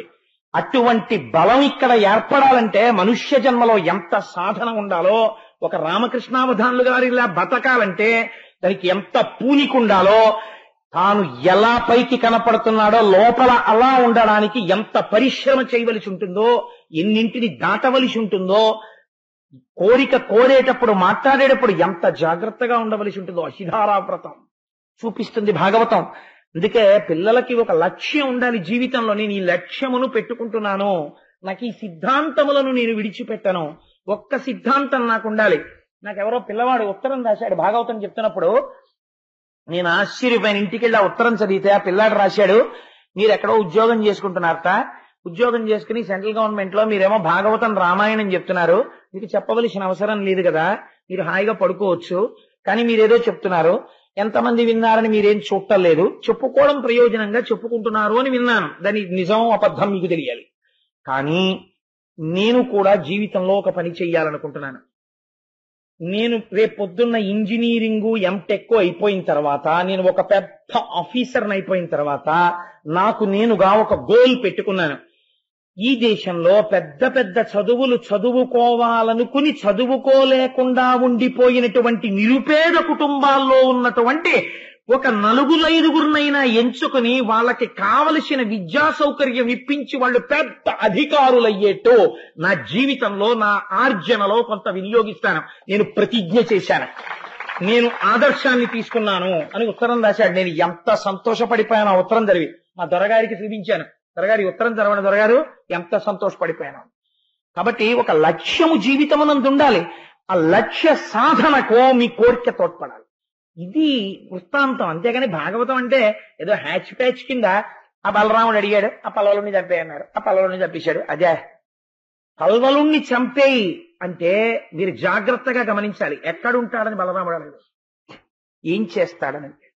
మేము యజ్ఞం చేస్తే పాడు చేస్తాడన్నారు. నువ్వు యజ్ఞం చేయి, నేను చంపుతాను. ఎందుకన్నాడు ఆ మాట? గభాలను ఇంతకు ముందు ఓసారి తొందరపడి చంపేశాడు సూతుడిని. వీళ్ళు చెప్పారని చంపేసిన తర్వాత అలా అన్నాం కానండి అంటే అంటే దిద్దుబాటు అన్నది ఎలా ఉంటుందో చూడండి. కల్వలుడు రాక్షసుడైతే చంపేస్తాను. మీరు యజ్ఞం చెయ్యండి, వాడిని వచ్చి మలమూత్రములు వేయమనండి, చంపుతాను. మీ యజ్ఞం మీరు చేసుకోండి, అయితే మొదలెట్టండి, నేను ఇక్కడే ఉంటాను. వాళ్ళు యజ్ఞం మొదలెట్టారు. వాళ్ళు అంటే మా మాట నమ్మవా అని వాళ్ళు అనలేదు. చాలు మనం యజ్ఞం చేస్తాం, వాడు పాడు చేస్తే చస్తాడు, లేకపోతే వాడు ఎందుకు చావాలి? నిజంగా ఏమి జీవితాలండి అవి, ఎటువంటి మానసిక దృక్కోణములండి. వాటిల్లోంచి మన జీవితానికి దిద్దుబాటు నేర్చుకోవాలి. లేనినాడు ఇంక ఎవరు మార్చగలరు? భాగవతం లాంటిది వ్యాసుడు ఒక పోతన గారి ఆఖ్యానములను చూసైనా మనం మార్చుకోకపోతే ఇంక దేని వలన మారుతుంది మనస్సు? కాబట్టి వాళ్ళు యజ్ఞం చేయడం మొదలెట్టారు. వాళ్ళేం పల్లవరుడికి కబురు చేయండి, వాడికి వినపడేటట్టు బాగా గట్టిగా చదవండి, లేకపోతే మళ్ళీ బలరాముడు వెళ్ళిపోతే వాడు చావడం అనలేదు. వాడు వచ్చి తప్పు చేస్తే చస్తాడు అని వాళ్ళు యజ్ఞం వాళ్ళు చేసుకుంటున్నారు. వాడు వచ్చాడు, వచ్చి మలమూత్రములు వేయడం మొదలుపెట్టాడు. బలరాముడు చూశాడు. వెంటనే వీడిని చంపడానికి పెద్ద అల్లరేమిటిరా అన్నాడు. ఎడం చేతిలో నాగలి తీసి వాడి తలకాయ కేసి కిందకి లాగాడు. కుడి చేతితో రాకలు వచ్చుకుని తల మీదో దెబ్బ కొట్టాడు. కొబ్బరికాయ బయలుపోయినట్టు టక్కని చచ్చిపోయాడు. ఎందువల్ల కానీ మీకు ఈ లీల నేను ఇలాగే చెప్పాను అనుకోండి, అందులో మీరు పొందవలసిన అంటే మీరు మహాత్ములు, మీరు గ్రహించేయగలరు అనుకోండి. నేను ఇంకా చాలా గ్రహించి ఉంటారు, నేనే తక్కువ అర్థం చేసుకున్నాను. కానీ ఎప్పుడు చంపాడు చూడండి, ఇందాక చంపడానికి ఇప్పుడు చంపడానికి ఎంత తేడా ఉంది బలరాముడి దగ్గర. కానీ ఎప్పుడూ ఋషులు మాత్రం అలాగే ఉన్నారు, సూతుడు మాత్రం అలాగే ఉన్నాడు. చచ్చి బతికిన సూతుడు నన్ను చంపేశాట మీరేనా అనో మాట అన్నట్టుగా పురాణంలో లేదు. సూతుడంటే అంతే, బ్రహ్మజ్ఞానముతో అలా ఉండేవాడు. కాబట్టి ఆయనకి శత్రుత్వం ఉందా? లేదు. ఆయన అగ్నిహోత్రంలో ఆయన ఉండిపోయాడు. తమ జీవితాల్ని ఋషులు ఉద్ధరించుకున్నారు. పల్వలుడు సంహరింపబడ్డాడు, బలరాముడు ఆనందాన్ని పొందాడు. ఇప్పుడు అన్నాడు బలరాముడు, పల్వలుణ్ణి చంపేశాను, మీరు యజ్ఞయాగాది క్రతువులు చేసుకుంటారు, కానీ ఇంకా నేను చేసిన పొరపాటు నన్ను వేధిస్తోంది. మీరు నాకు ఇంకా ఏమైనా చెప్పండి. నేను ఇతపూర్వం నేను చేసిన పాపము పోవడానికి ఈ పనులు చేశాను. అసలు ఇటువంటి పాపము నాలో ఉంటే కదా దుర్మార్గపు ఆలోచనలు వస్తున్నాయి. అందుకని నేను కొంత పుణ్యబలాన్ని సమకూర్చుకోవాలనుకుంటున్నాను. నేను కొన్నాళ్లు ఏ మంచి పనులు చేస్తే నా మనస్సుకి ఈ వ్యగ్రత ఉండదో నాకు అటువంటి మంచి పనులు ఏమైనా చెప్పండి అని అడిగాడు. 12 నెలలు ఇంటి ముఖానికి వెళ్లకుండా దేశమంతా తిరిగి పుణ్యతీర్థాలన్నిటిలో స్నానం చేయి, నీ మనస్సు ప్రశాంతత పొంది పుణ్యమును పొంది సత్వగుణాన్ని పొందుతావు. సత్వగుణాన్ని పొందడం అంటే బలరాముడికి లేదా అని కాదు, మనస్సునందు పాపపుటాలోచన అహంకారము పైకి రావు, వినయంతో నిలబడగలుగుతావు బలరామా, తీర్థములయందు స్నానం చెయ్యి అన్నారు. అంటే అప్పుడు బయలుదేరి స్నానానికి వెళ్ళాడు. వెళ్లి తీర్థములన్నిటా స్నానం చేశాడు. మీరు చూడండి, ఇవాళ మన పరిస్థితి ఎలా ఉంటుందంటే, స్నానానికి వెడతాం, వాడు వెంకటాచలంలో దిగుతాడు. వాడు వెంకటాచలంలో దిగిన దగ్గర నుంచి వాడి ఆలోచన దేని మీదంటే, భీమాసులో టిఫిన్ బాగుంటుందా లేకపోతే అర్జునాసులో టిఫిన్ బాగుంటుందా. అన్నమాచార్యుల వారికి అదిగో అల్లదిగో శ్రీహరివాసము కనపడింది, నీకంత కనపడకపోతే పోనీ వచ్చిన నష్టమేం లేదు. కానీ వీడి ప్రయత్నం అంతా ఎంత అమ్మయ్య ఏడుకొండ. మీరు అంతవరకు ఎందుకండి, నేను ఒక్క మాట అన్నానని మీరు మరోలా అనుకోవద్దు, నన్ను క్షమించండి, నేను ఇంత కఠినమైన మాట వాడేశానని. వెంకటాచల క్షేత్రంలో చెప్పులేసుకోకుండా తిరిగేటటువంటి వాళ్ళు ఇవాళ ఎంతమంది పక్కన పెట్టేయండి. జీవితంలో వెంకటాచల క్షేత్రంలో నువ్వు అడుగు పెట్టావు, కనీసం తిరుపతి పట్టణంలోకి అడుగు పెట్టగానే ఆ తిరుపతి పట్టణంలో రామానుజాచార్యుల వారు తిరిగారు, తిరుమల నంబి తిరిగారు, అన్నమాచార్యుల వారు తిరిగారు, ఎందరో మహాపురుషులందరూ తిరిగినటువంటి ప్రాంతం. అక్కడ నువ్వు తిరుగుతున్నావు, కనీసం చెప్పులు వేసుకోకుండా తిరగలేనంత చెప్పుల మోజు పెంచుకున్న చెప్పుని అని ఒక్కసారి చెప్పులిప్పి తిరుపతి గడ్డ కళ్ళకద్దుకోవడం కూడా తెలియని సంస్కృతిలో మనం ఇవాళ ఉంటే, పుణ్యం వచ్చేయి అంటే ఎక్కడి నుంచి వచ్చేస్తుంది? రైలు దిగిన వాళ్ళల్లో ఎంతమంది తిరుపతిలో దిగగానే ఒక్కసారి చెప్పులిప్పి ఇంత మహాక్షేత్రంలోకి నేను వచ్చానని ఒక్కసారి కళ్ళకద్దుకుని నమస్కరించి తప్పక చెప్పులు వేసుకుంటున్నానని మళ్ళీ చెప్పులు వేసుకుంటారో నాకు చూపించండి. తద్భావం తద్భవతి. ఇక్కడ ఉంటే కదా ముందు అసలు అది చేసేది. మీరు ఒక్కసారి తిరుపతి రైల్వే స్టేషన్ ముందు నిలబడి అలా చూడండి, ట్రైన్స్ వచ్చినప్పుడు చాలా క్యాజువల్ గా, యాజ్ దో అర్చనానంతర దర్శనం టికెట్ ఉంది కాబట్టి, కాటేజీ బుక్ అయిపోయింది కాబట్టి, ఎవడి కోసం దర్శనం ఇవ్వడు వెంకటేశ్వర స్వామి ఇస్తాడు. 100 రూపాయలు పెట్టి కొనుక్కున్నాం, ఇచ్చి తీరుతాడు దర్శనం. 100 ఇచ్చిన వాడెవరు? ఈ ఆలోచన ఉండదు. ఇలా తెంపరితనంతో బయలుదేరి తెంపరితనంతో తిరుమల వెడుతూ అనేకాలు పోగొట్టుకుని బుద్ధులు తెచ్చుకున్న కుటుంబాలు ఎన్నో నాకు తెలుసు. కాబట్టి ఈశ్వరుడి విషయంలో ఎక్కడ మనకి నిబద్ధత ఉన్నది? ఆ నిబద్ధత అవసరం. ఓ పుష్కరిణిలో స్నానం చేయరా అన్నాం అనుకోండి, స్వామి పుష్కరిణిలో నీళ్ళండి ఏదో వాసన అంటాడు. వీడు చేసేసే స్నానాలన్నీ చాలా గొప్ప స్నానాల్లాగా. అయ్యో ఇది స్వామి పుష్కరిణి, నా జీవితంలో ఇన్నాళ్ళకి నేను ఇందులో స్నానం చేస్తున్నాను అనడం. మీరు నదిలో స్నానం చేయమన్నారు అనుకోండి, మీరు కాశీ అన్నారు అనుకోండి, అబ్బాయి ఏమి కాశీ అండి అనడం. కాశీ అంతా వాటర్ పొల్యూషన్ అయిపోయిందండి అంటాడు. ఇప్పుడు అమ్మ బాబోయ్, అసలు నిజంగా ఆ ఉచ్చారణే వీడు లండన్ లో పుట్టినట్టుంటుంది. గోదావరి ఎక్స్ప్రెస్ అంటాడు, గోదావరి ఎక్స్ప్రెస్ అండవాడు అసలు. సరే ఎనీవే నాకెందుకులేండి, ఇప్పుడు దాంట్లోకి వెడితే మళ్ళీ చాలా నేను వ్యగ్రతను పొందుతాను, మళ్ళీ లేనిపోంది నేను బలరాముళ్ళ నేనేం చేయాలి ఎందుకు వచ్చింది. కాబట్టి దాన్ని అక్కడ వదిలేస్తేనే హాయిగా ప్రశాంతంగా ఉంటుంది మనస్సు. అంటే ఒక్కొక్కరిని చూస్తుంటే, ఒక్కొక్కరి ప్రవర్తన చూస్తుంటే, హోటల్కి వెళ్ళడం తప్పని నేను అంటలేదు, నేను వెళ్తాను. కానీ ఆ ఒక మన్నన, ఒక మర్యాద ఉండాలి కదా. ఒక క్షేత్రానికి వెళ్ళినప్పుడు అసలు కనుమరుగైపోతున్నాయి. ఏమిటో ఎక్కడికెళ్ళినా రాక్షస ప్రవృత్తే తప్ప ఏమిటా ఇలాగైపోయింది ఈ ప్రపంచం, అసలు ఇంత అసహ్యంగా. నేనండి మీకు ఇలా సభాముఖంగా నేను చెప్పచ్చో చెప్పకూడదో నాకు తెలియదు, కానీ నా కడుపు మండిపోయిన సంఘటన ఒకటి మీకు చెప్తాను. మీరు అవధరించండి. నేను తప్పు మాట్లాడానేమో మీరు చెప్పండి. ఒకవేళ నేను తప్పు మాట్లాడుంటే మీరు నన్ను ఈ సభలోనే చెప్పండి, కోటేశ్వరరావు మీ అభిప్రాయం తప్పని. నేను కాశీ వెళ్ళాను. కాశీ వెళ్ళి ఎందరో ఆడవాళ్లు స్నానం చేస్తుంటారు. అక్కడ పడవలు తోలేవాళ్ళు ఎవరో కాదు, మనవాళ్ళు. వాళ్ళు ఏం చేస్తారో తెలుసా అండి? ఫారినర్స్ సిగరెట్ కాల్చుకుంటూ ఎడం చేత్తో, ఈ చేతిలో వీడియో కెమెరా పట్టుకుని ఈ ఘాట్స్ లో స్నానం చేసేటటువంటి వాళ్ళకి అభిముఖంగా పడవలు పెడతారు. వాళ్ళు ఇచ్చే కక్కుర్తి రూకల కోసం పడవలు పెడితే వాళ్ళు ఇలా సిగరెట్ కాలుస్తూ నిక్కర్లేసుకుని ఫారినర్స్ మన ఆడవాళ్లు స్నానం చేసి లేచి నమస్కారం చేస్తుంటే వీళ్ళని వీడియో తీసుకుంటుంటారు. పరమ పవిత్ర భావనతో మీరు కాశీలో మునిగి స్నానం చేసి ఒడ్డుకొచ్చి బట్టలు మార్చుకుంటూ స్నానం చేసి లేస్తున్నటువంటి ఆడదాన్ని ఫారినర్స్ వీడియో తీస్తున్నప్పుడు అలా తీయకూడదని చెప్పగలిగిన పౌరుషం ఉన్న యంత్రాంగము చచ్చిపోయిందా ఈ దేశానికి? ఎంత దారుణం అండి!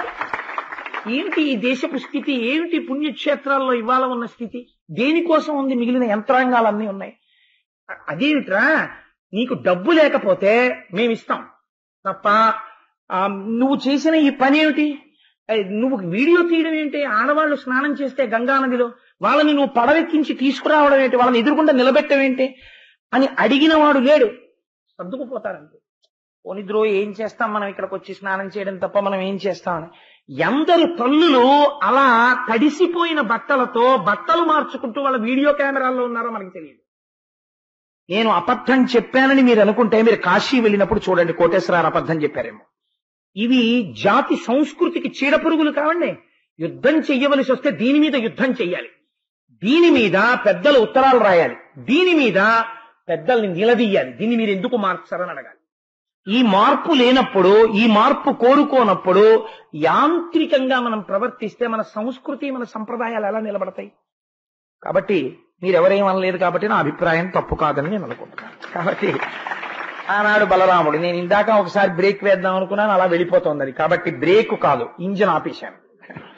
కాబట్టి ఆ పల్వలుడి కొడుకైనటువంటి ఇల్వలుణ్ణి గగనమునంచెరించు సురకంఠకు కంఠము చేతి నాగతం తగిలిచి రోకలెత్తి బెడిదంబడరన్నడులెత్తి మొత్తినన్ భుగభుగనెత్తురొల్క ఇలా బొరగిలంబడి వజ్రధారచే తెగి ధరకూలు భూరి జగతీధరమున్ బురిడింప పెట్టుగాన్. ఆ రోకలతో ఒక్క దెబ్బ కొట్టే నెత్తురు బుగ బుగ బుగ బుగ కక్కుకుంటూ ఆ పల్వలుడు మరణించాడు. తదనంతరము ఏం చెయ్యాలంటే, తీర్థముల యందు స్నానం చెయ్యమంటే ఆ మనస్సు శాంతిని పొందడానికి 12 నెలలు భారతదేశమంతటా పర్యటించి తీర్థముల యందు స్నానం చేశాడు బలరాముడు. మనం ఎందుకు వెళ్లాలో, తీర్థాలకు ఎందుకు స్నానం చేస్తామో, ఎటువంటి మనశ్శాంతి పొందాలో మహానుభావులు చిన్నదైనా సరే ఇంత పరమ పవిత్రమైనటువంటి ఈ ఆఖ్యానమునందు పొందుపరచారు. నేను మీకు చాలా చెప్పేద్దాం ఇవ్వాలనుకున్నాను, నాకు ఆశ ఎక్కువ, పీక సన్నం. అందుకని నేను ఇవాళ ఇంకొక విషయాన్ని మాత్రమే ప్రస్తావన చేసి వాళ్ళ ప్రసంగాన్ని పూర్తి చేస్తాను. ఇదొకటి మనం జీవితంలో చాలా జాగ్రత్తగా తెలుసుకోవలసినటువంటి సత్యం. ఆ పోతన గారు అంటారు భాగవతాన్ని ఆంధ్రీకరిస్తూ, అంటే అది వ్యాసుడి మాట అనుకోండి, నాకు పోతన గారి మాట 10 మాటలు ఎత్తడం సంతోషం. ఎందుకంటే బోర్డు అలా పెట్టాం, నేను పోతన గారి భాగవతం గురించి ప్రస్తావన చేస్తున్నాను కాబట్టి అలా అంటాను. అది వ్యాసుడి మాటే, వారు ఆంధ్రీకరించారు. పోతన గారి మాటకి వ్యాసుల వారి మాటకి తేడా అయింది.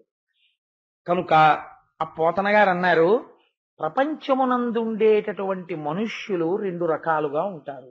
నాకు నిజంగా భాగవతం చదువుతున్నప్పుడు ఈ వాక్యం ఒకటి, నిన్న నేను ఇక్కడ ఆ గోవింద పట్టాభిషేకంలో ఉన్నాను, కానీ నాకు ఒక వాక్యం ఒకటి అలా రాత్రి పడుకున్నా కూడా నన్ను మధిస్తూనే ఉంది. ఈ ఒక్క వాక్యము మనుష్య జన్మ బాగు చేసుకోవడానికి చాలదా భాగవతంలో అని. సరే, ఆ వాక్యం ఏమిటి అన్నది ఎప్పుడైనా ఓ సందర్భంలో చెప్తాను మీకు, బహుశా రేపే చెప్పచ్చు అవకాశం ఉంటే. కాబట్టి ఆ పోతన గారు అంటారు, 2 వర్గములుగా ఉంటారు మనుష్యులు. ఒకటి కోరికలు కోరుతారు. కోరికలు కోరడం తప్పు అని పరమేశ్వరుడు కూడా చెప్పలేదు. ఎందుచేత అంటే తండ్రిని కాకపోతే కొడుకు ఎవరిని అడుగుతాడు చెప్పండి. తండ్రి కొడుకు పుట్టి నాన్నగారండి నాన్నగారండి మీ చెయ్యి పట్టుకుని నడుస్తానండి అన్నాడు అనుకోండి, చీ దుర్మార్గుడా అంటాడా? అనడం. అది సహజమైన కోరిక. నాన్నగారండి మీతో స్కూటర్ మీద వస్తానంటాడు. నాన్నగారండి నాన్నగారండి నేను సభకు వస్తానంటాడు. వాడు రావచ్చా రాకూడదా వేరే విషయం. వాడు అన్నింటికీ వచ్చేస్తానంటాడు. ఎవరిని అడగాలి? కోరిక తండ్రిని అడగాలి. అందుకే ఆయన కూడా ఒక మాట అన్నాడు, ఆర్తి జిజ్ఞాసురర్థార్థి అన్నాడు భగవద్గీతలో. నన్ను కాకపోతే ఎవరు అడుగుతారయా, పిల్లలు నన్ను కోరికలు కోరచ్చు, నేనేం అనుకోను అన్నాడు. కానీ మనుష్యులు తమ నడువడి చేత రెండుగా అయిపోతారు. ఎవరో తెలుసా అండి, ఒకరు ఈశ్వరుణ్ణి కొన్ని కోరికలు కోరుతారు. ఆ కోరికలు కోరిన తర్వాత వాళ్ళు ఒక స్థితికి వెళ్ళిపోతారు. వెళ్ళిపోయిన తర్వాత ఆ కోరికలతో ఒక స్థితికి వెళ్ళిపోయిన తర్వాత మళ్ళీ వాళ్ళు ఏవి పొందారో వాటిని ఒక్కొక్క దాన్ని పోగొట్టుకుంటుంటారు. మీరు దీన్ని చాలా జాగ్రత్తగా అర్థం చేసుకోవాలి జీవితానికి సమన్వయం చేసుకునేటప్పుడు. ఇది కూడా ఈశ్వరానుగ్రహమే అని మనిషి అంగీకరించడానికి ఇష్టపడడు. అలా ఎవడిష్టపడుతున్నాడో వాడు నా అనుగ్రహాన్ని పొంది మోక్షాన్ని పొందుతున్నాడు అన్నాడు నారాయణుడు. రెండవ వాళ్ళెవరు అంటే కోరికలు కోరుకుంటారు. కోరుకుని నేను ఇచ్చినటువంటి కోరికలు అంటే నేనే వేరొక రూపముతో కోరిక తీర్చిన తరువాత ఆ కోరిక నేను ఇచ్చాననగానే నన్నే మర్చిపోతారు వాళ్ళు. ఫస్ట్ ముందు మరిచిపోయేది ఎవరినంటే నన్నే. లేకపోతే ఆ కోరికతో ఎవరి మీదకి వస్తారంటే నా మీదకే వస్తారు. ఇలా ఉంటారు రెండో రకం వాళ్ళు. కాబట్టి ఇది ఒక రకం, ఇది ఒక రకం. ఈ రెండు రకాలుగా మనుష్యులు ఉంటారు. మీరు చూడండి, ఒక 70 ఏళ్ళు వచ్చేసాయి అనుకోండి, ఒక వ్యక్తికి పళ్ళు ఊడిపోయాయి అనుకోండి, శరీరం ముడతలు పడిపోయింది అనుకోండి, శరీరం అంతా జర్జరీభూతం అయిపోయింది, కొంచెం మనసులో కూర్చున్నాడు అనుకోండి, కాసేపు దగ్గు వచ్చేసింది అనుకోండి, లేకపోతే ఇక్కడి నుంచి అక్కడి వరకు నడిస్తే మోకాళ్ళు నొప్పులు వచ్చేసాయి అనుకోండి, నొప్పులు వచ్చేస్తే మరి రాదేమిటండి అన్నాడు అనుకోండి.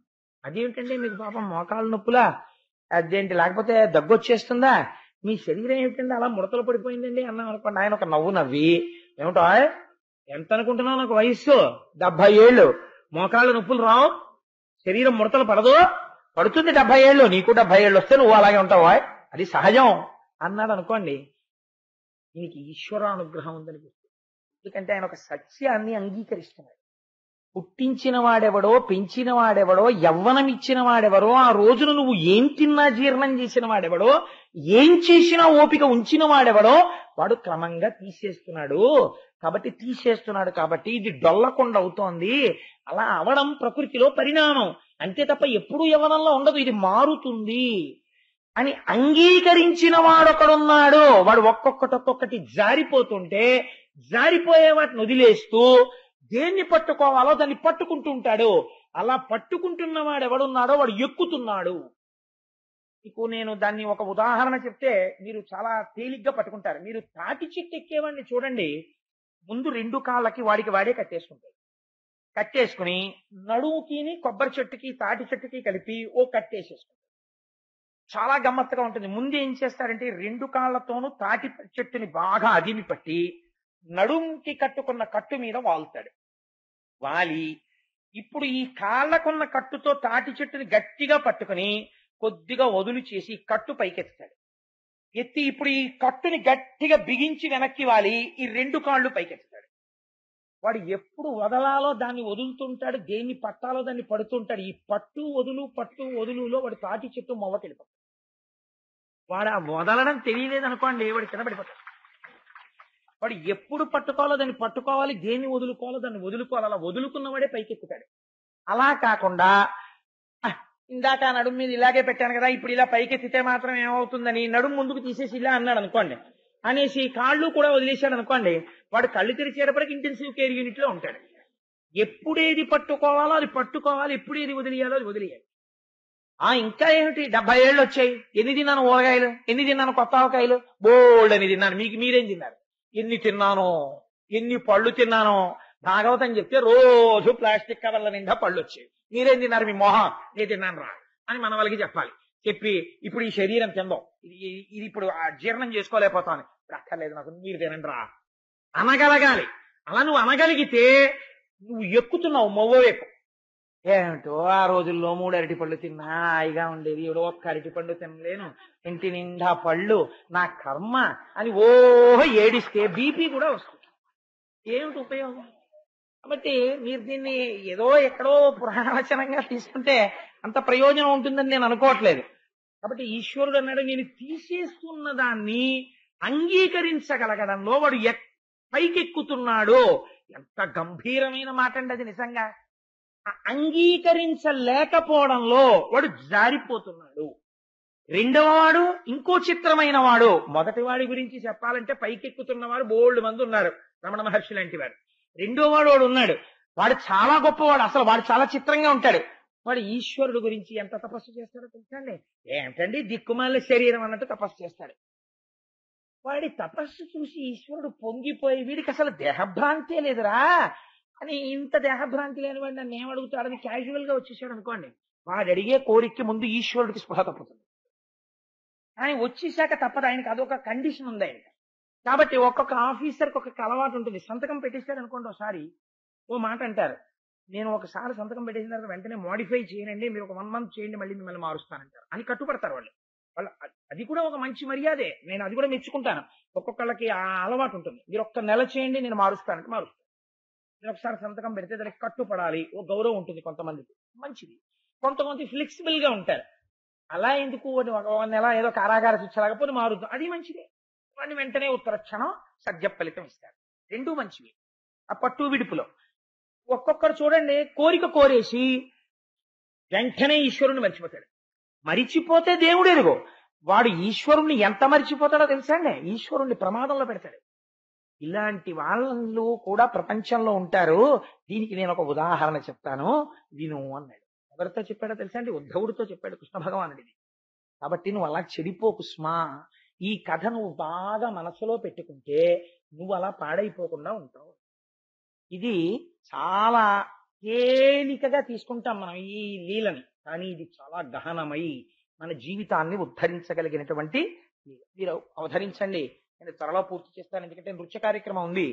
చక్కటి కృష్ణలీలలు, పైగా ఇవాళ మనస్సుని బాగా పట్టుకోవాలని కృష్ణలీలలు ప్రదర్శన చేస్తారు. ఇప్పుడు మధురానగరిలో చలలమ్మ బోధు అంటూ వస్తారు కశ్యపట్ల పిల్లలు, ఎంత బాగా చేస్తారో చూద్దరు గాని. కాబట్టి నువ్వు తొందరగా మూసేయనకండి, నేను పూర్తి చేసేస్తాను. వృకాసురుడు అని శకుని అనబడేటటువంటి, భారతంలో శకుని కాడు, శకుని అనబడేటటువంటి రాక్షసుని యొక్క కుమారుడు, ఆయన పేరు వృకాసురుడు. ఆయన ఒకానొకప్పుడు, ఆ కోరికలు కూడా అంత చిత్రంగా ఉంటాయండి. మీరు చూడండి, మనకి ఒక్కొక్కడు చెప్తాడు, ఏమండి ఈ మధ్య మీరు శివాలయానికి రావట్లేదేమండి అన్నాం అనుకోండి, అబ్బాయి శివాలయం కన్నానండి, ఇప్పుడు కొత్తగా ఇంకో దేవుడు వచ్చాడు, ఆయన దగ్గరికి మీరు వెళ్ళి 108 ప్రదక్షిణాలు చేశారనుకోండి, అలా అయిపోతాయంతే. ఈ బలహీనత మనిషికి ఉండబట్టే, ఈ మనిషికి ఉన్న ఈ బలహీనతని అడ్డుపెట్టి వాళ్ళ సంస్కృతిని నాశనం చేసేయగలిగిన స్థితికి కూడా వెళ్ళిపోగలుగుతున్నారు. కారణం ఏంటి అంటే, ఈశ్వరుడు అంటే అంత చౌకబారు వస్తువు అని చెబితే నమ్మేయగలిగినంత బలహీనత నీకుంది. కాబట్టి ఈశ్వరుడు అన్నవాడు ఏ రూపంలో ఉన్నా ఈశ్వరుడుగానే ఉంటాడని నువ్వు అనగలిగితే వాడు నిన్ను మోసం చేయలేడు. నువ్వు మోసపోగలిగిన స్థితిలో ఉన్నావు కాబట్టి వాడు మోసపుచ్చుకున్నాడు నిన్ను. చూడండి, వాడు అన్నాడు, ఒక రోజున వెళ్ళిపోతున్నాడు, నారదుడు అట్నుంచి వస్తున్నాడు. గొప్పగా అడుగుతారో చూడండి ప్రశ్నలు, వీళ్ళు అక్కడ ఉన్నారనకండి, ఇక్కడ ఉంటారు. నారదుణ్ణి పిలిచి అన్నాడు, కడగి కొలువ శీఘ్ర కాలంబులో నన్న ఇష్టమైన వరములిచ్చునట్టి దైవమెవ్వడి నిన దానవు కొనుగొని మునివరుండు పలికె ముదముతోడ. అయ్యా నారదుడి గారు ఇలా రండి ఒక్కసారి నమస్కారం అన్నాడు, కాళ్ళకి దండం పెట్టాడు. ఏమిట్రా అన్నాడు వృకాసురుణ్ణి చూసి. బ్రహ్మ విష్ణు మహేశ్వరుడు అని 3 ఉన్నారని చెప్తారు కదా పరమాత్మ రూపాలు. తపస్సు చేస్తే తొందరగా ఎక్కువ టైం తీసుకుని మళ్ళీని ఏదో అన్నాళ్ళు పోవాలి ఇన్నాళ్ళు పోవాలి అనకుండా కొంచెం తొందరగా ప్రత్యక్షం అయిపోయి మనం వరం అడిగితే, అబ్బాయి అలా కుదరదండి అలా ఇవ్వలేమండి అనకుండా ఇచ్చేసేవాడు ఎవడండి 3లో అని. ప్రశ్న ఎంత గమ్మత్తుగా ఉంటుందో చూడండి. అలా ఈ స్వభావం లేకపోతే ఇవాళ సమాజంలో చాలా సమస్యల గురించి మనం వేదికల మీద ప్రస్తావన చేయవలసిన అవసరము లేదు. కాబట్టి అప్పుడు ఉన్నాడా వృకాసురుడు, ఇప్పుడు ఉన్నాడా? ఎప్పుడూ ఉన్నాడు. కాబట్టి ఈ ప్రశ్న అడిగితే నారదుడు అన్నాడు, ఓహో వీడికి వీడిని అడ్డు పెట్టి లోకానికంతటికీ ఒక పాఠం చెప్పాలి. ఇది భాగవతం అంటే.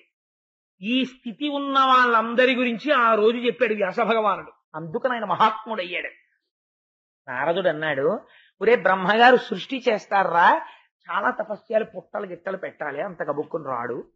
శ్రీమన్నారాయణుడా అసలు సత్వగుణంలోకి వచ్చేయాలి బాగాను, మోక్షం అలాంటి వాటిని అడిగే వాళ్ళ కోసం వస్తాడులే, నీకు కష్టం అవన్నీ నీకు ఎక్కడ చేస్తావు. కానీ నీ జాతి వాళ్ళందరూ తొందరగా పడగొట్టగలిగిన వాడు ఒక ఆయన ఉన్నాడు, ఆయన భోళా, ఇట్టే పలికేస్తాడు రా. నాకు తెలిసి బాణాసురుడోడు, రావణాసురుడోడు ఇలాంటి వాళ్ళందరూ కూడా, అంటే మీరు ఇక్కడ ఒక విషయం అర్థం చేసుకోవాలి, అంటే శివుణ్ణి పూజ చేసేవాళ్ళు రాక్షసులని అనకండి. తేలికగా లొంగిపోయే ఈశ్వర స్వరూపం. నారదుడు ఈ మాట ఎందుకు చెప్తున్నాడో తెలుసా అండి? మనందరికీ ఒక పాఠం చెప్పడానికి. తేలికగా ఈశ్వరుడు లొంగుతాడన్నది భావన చివరికి ఎంత భ్రష్టత్వానికి ఎడుతుందో ఆలోచించుకో. ఈశ్వరుడు ఎంత భేదభావన ఏమిటి అసలు? ఈయనైతే చాలా తేలికండి, ఈయనకైతే ఇలా చేస్తే లొంగిపోతాడండి, ఆయనకైతే అలా ఉండదండి, ఆయనకి ఏం చేసినా లొంగడండి. అలా అయితే ఈయన ఈశ్వరుడు కాడు, నువ్వు చెప్పే ఆయన. ఈయనకైతే ఇలా ఉంటుందా, ఆయనకైతే అలా ఉంటుందా? ఇంతమంది ఈశ్వరులు ఉంటే ఖచ్చితంగా యుద్ధం ఎవరికి జరగాలి? ముందు వాళ్ళకి జరగాలి యుద్ధాలు. వాళ్ళు ఎప్పుడు కొట్టుకోలేదు. అంటే ఎంత అజ్ఞానంతో మాట్లాడుతున్నాడో చూడండి. ఈ అజ్ఞానాన్ని విరిచి లోకానికి ప్రయోజనం చెప్పాలనుకున్నాడు. అందుకని శివుడు గురించి తపస్సు చేయాలి. అంటే ఎక్కడ చేయనండి అన్నాడు. కేదారం వెళ్ళాడు. అందుకని వీడు కేదారం వెళ్ళి తపస్సు మొదలెట్టాడు. కేదార తీర్థంలో స్నానం చేశాడు. వీడు ఎన్నాళ్ళు చేశాడు అనుకుంటున్నారు తపస్సు? 6 రోజులు. 7వ రోజు వచ్చేటప్పటికి వీడికి టెన్షన్ మొదలైపోయింది. 6 రోజులు అయిపోయింది తపస్సు, ఇంకా రాలేదు శంకరుడు. అంటే ఎలా ఉంటుందో తెలుసా అండి? అవతలవాడి మాట ఏదో నమ్మడం చాలా తేలిక, కానీ ఏమిటో ఇటువైపు పలకలేదు. ఇప్పుడు ఇది వదిలేస్తే ఉభయభ్రష్టత్వం ఉపసన్యాసం, కాబట్టి ఇది వదలడానికి లేదు, అది పట్టుకోవడానికి లేదు మళ్ళీ. కాబట్టి ఏమైపోయాడు? రెండింటి మధ్యలో నలిగిపోతాడు. కాబట్టి ఇప్పుడు ఏమైపోయింది? 6 రోజులు అయిపోయింది ఇంకా రాలేదేంటి, 6 రోజులు అయిపోయింది ఇంకా రాలేదేంటి, ఇంటికి వెడితేనేమో మరి ఏదైనా శంకరుడిని సాధించుకొస్తానో ఏమీ రాలేదా అంటారేమోనని వాడికి అక్కస వచ్చింది. ఈ అక్కస ఎక్కడి వరకు వెళ్ళిపోయిందంటే రాక్షస ప్రవృత్తి బయలుదేరి తన శరీరాన్ని తానే ముక్కల కింద కొట్టేసుకుని అగ్నిహోత్రంలో వేయించేశాడు. చూస్తున్నాడు శంకరుడు ఇవన్నీ. ఏడ్రా వీడి మాంసం వీడు కోసుకుని అగ్నిహోత్రంలో వేస్తున్నాడు ఏంట్రా అని చూస్తున్నాడు. వీడు స్నానానికి వెళ్ళి తలకాయ తడిపేసి వచ్చేసి ఆ తడి జుట్టు ఎత్తి పట్టుకుని, ఇంకా నువ్వు రావట్లేదు అనవసరం, నా తలకాయ కొట్టేసి అగ్నిహోత్రంలో పారేస్తానని కత్తి తీసి కొట్టేస్తున్నాడు. శంకరుడు చూసి అయ్యి బాబాయ్ రేపు పొద్దున అపనింద నాకు వస్తుంది, వీడికి ఏమి ఇవ్వకపోతే. అంటే ఈశ్వరుణ్ణి కూడా ఎంత ఒత్తిడి చేసేస్తారో చూడండి కొంతమంది. ఇలాంటి వాళ్ళని అడ్డు పెట్టి లోకానికి ఓ పాఠం చెప్పాలి మనం అని పరిగెత్తుకొచ్చి చేయి పట్టుకున్నాడు. ఎవరెవరెవరే తలకాయ దింపేసుకుంటా ఏమిట్రా నేను రాలేదని. ఇంతకీ ఎందుకు శరీరంని కూడా నువ్వు లెక్క పెట్టట్లేదు, నేనే కావాలంటున్నావు, నాకు శంకరుడు కావాలి. శంకరుడు కావాలని ఇంత తపస్సా, తల తెగ్గోసేసుకుంటున్నావా? నీకు అసలు శరీరం మీద భ్రాంతి లేదురా, కాబట్టి నువ్వు ఎంత గొప్ప కోరిక కోరుతావు, నీకేం కావాలన్నాడు. శంకరా నేను ఎవరి తల మీద పెడితే వాడి తల పేలిపోవాలన్నాడు. ఇప్పుడు శివుడు తెల్లబోయాడు. ఏమిటంటే వీడి తలకాయ కొట్టేసుకునేవాడు ఎవడి తల మీద చెయ్యడితే వాడి తల పేలిపోవాలంటాడేమిటండి. వీడి ధోరణి ఏంటి? వీడికి ఇస్తే ఏమవుతుంది, ఇవ్వకపోతే ఏమవుతుందో ఆలోచించాడు ఆయన. ఆయన సర్వజ్ఞుడు, ఆయనకి తెలియదండి, ఆయనకి తెలుసు. ఆయన ఏం చేశాడంటే సరే తథాస్తు నీకు ఇచ్చాను. ఇప్పుడు వాడి తొందర ఏమిటంటే ఎవడో ఒకరి మీద పెట్టాలా చెయ్యి, వాడి తల పేలిపోతే వీడికి this has been tested and proved correct అని. మనకి ట్యూబ్ లైట్ల మీద ఏదైనా ఓ బల్బు కొనుక్కున్నాం అనుకోండి, మనం వెంటనే అలా ఏం ప్యాకెట్ లో తెచ్చేసుకున్నాం, ఒకసారి టెస్ట్ చేయండి అంటాం. వాడు ఏం చేస్తాడంటే అట్ట పెట్టి తప్పించి హోల్డర్ లో పెట్టి స్విచ్ చేస్తాడు. ఏమండి అంటాడు, అది తీసుకెళ్ళండి అంటాడు. ఓసారి వెలగాలి. ఇక్కడే ఉన్నాడు కదండి వృకాసురుడు. టెస్టింగ్ అన్ని అనుమానమే, అన్ని విషయాల్లో అనుమానమే. మీరు ఓ కథ చెప్పారనుకోండి, వాడు ఇంత చెప్పిన దాంట్లో ఇంత మంచి దొరకదు, ఇన్ని అనుమానాలు 2 గంటలు మాట్లాడాడు కదా, పోనివాడు ఆ సాక్ష్యం కోలా పోనివాడికి అంటాన్ని పెట్టిందేమో అని వాడు ఊరుకుంటాడని మీరు అనుకుంటున్నారా? మీరు దిగడమే తర్వాయి. వాడికి ఎన్ని అనుమానాలు కడుపు నిండా వచ్చేసి ఏమండి ఏమండి అని వచ్చేస్తాడు గబగబా. ఏంటంటే నువ్వు సిద్ధాన్నంలో వాడికి చెప్పాలి ఇప్పుడు ఇవన్నీ. వాడి తర్వాత ఇంటికి వెళ్ళి భాగవతం, పోనీ వాడికి అనుమానం వస్తే వాడు భాగవతం చదువుకుంటున్నాడని మీరు అనుకున్నారా? వాడికి మీరు అప్పు ఉన్నట్టు మీరు చెప్పాలి వాడికి. అందుకని వెంటనే వచ్చేస్తాడు. వచ్చేస్తే మీరు వాడికి చెప్తుండాలి. ఒక్కొక్కడి అర్థం ఉండదు అసలు ఆ జీవితాలకి. వాళ్ళు ఎలా బాగుపడతారో, ఎప్పటికి బాగుపడతారో, ఎప్పటికి సంస్కరించుకుంటారో కూడా అర్థం కాదు కొన్ని సభల్లో. కనుక ఏమైంది అంటే నీ తలకాయ మీద ఒకసారి చెయ్యెడతాను అలా నించో అన్నాడు. అంటే ఇప్పుడు శంకరుడు అన్నాడు ఇది వీడి తలకాయ మీద చెయ్యి పెడితే ఆయనకు శక్తి ఉంది.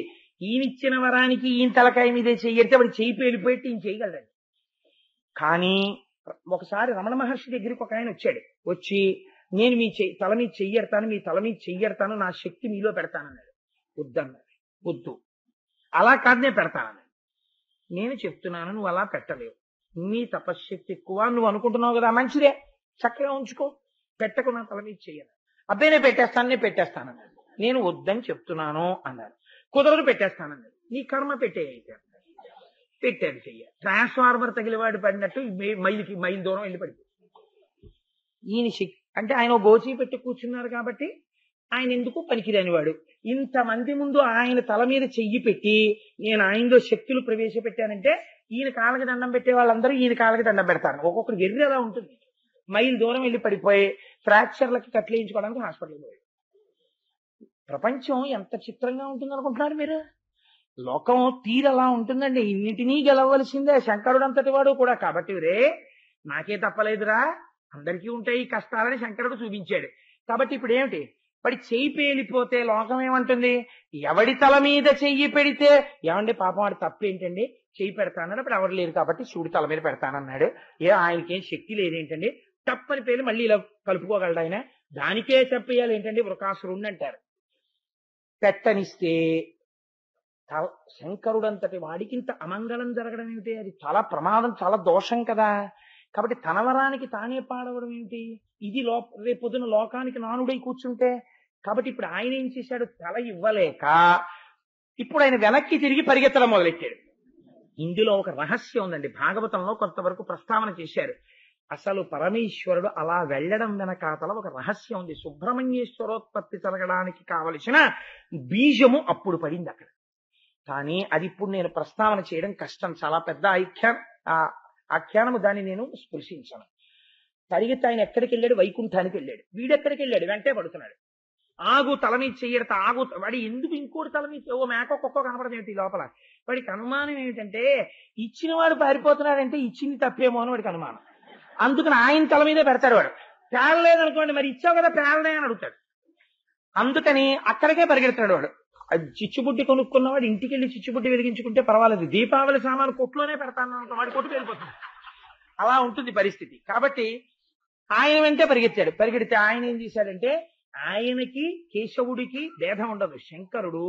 శంకరుడుగా ఇప్పుడు అజ్ఞానాన్ని అణిచేశాడు అనుకోండి, బాగుండదు, మర్యాదగా ఉండదు. శంకరుడు నారాయణుడిగా అణిచేయాలి.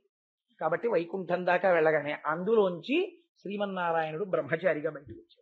ఒక వటువు రూపంలో బంగారు మొలతాడు, ఓ పచ్చటి గోచి, ఓ 3 పోగులు యజ్ఞోపవీతం వేసుకుని చక్కగా ఓ కమండలం చేత్తో పట్టుకుని ఆయనేమో బ్రహ్మచారిలా బయటకు వస్తున్నాడు.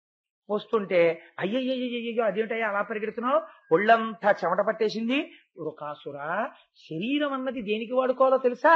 సుఖ పెట్టుకోవడానికి వాడుకోవాలి, అంతేగాని అలా కష్టపడతాయేంటి, ఎందుకు అలా పరిగెడుతున్నావు, ఆగు అంటే వాడు రొప్పుతూ అన్నాడు. శంకరుడు వరం ఇచ్చాడు, తల మీద చెయ్యెడతానంటే పారిపోతున్నాడు అన్నాడు.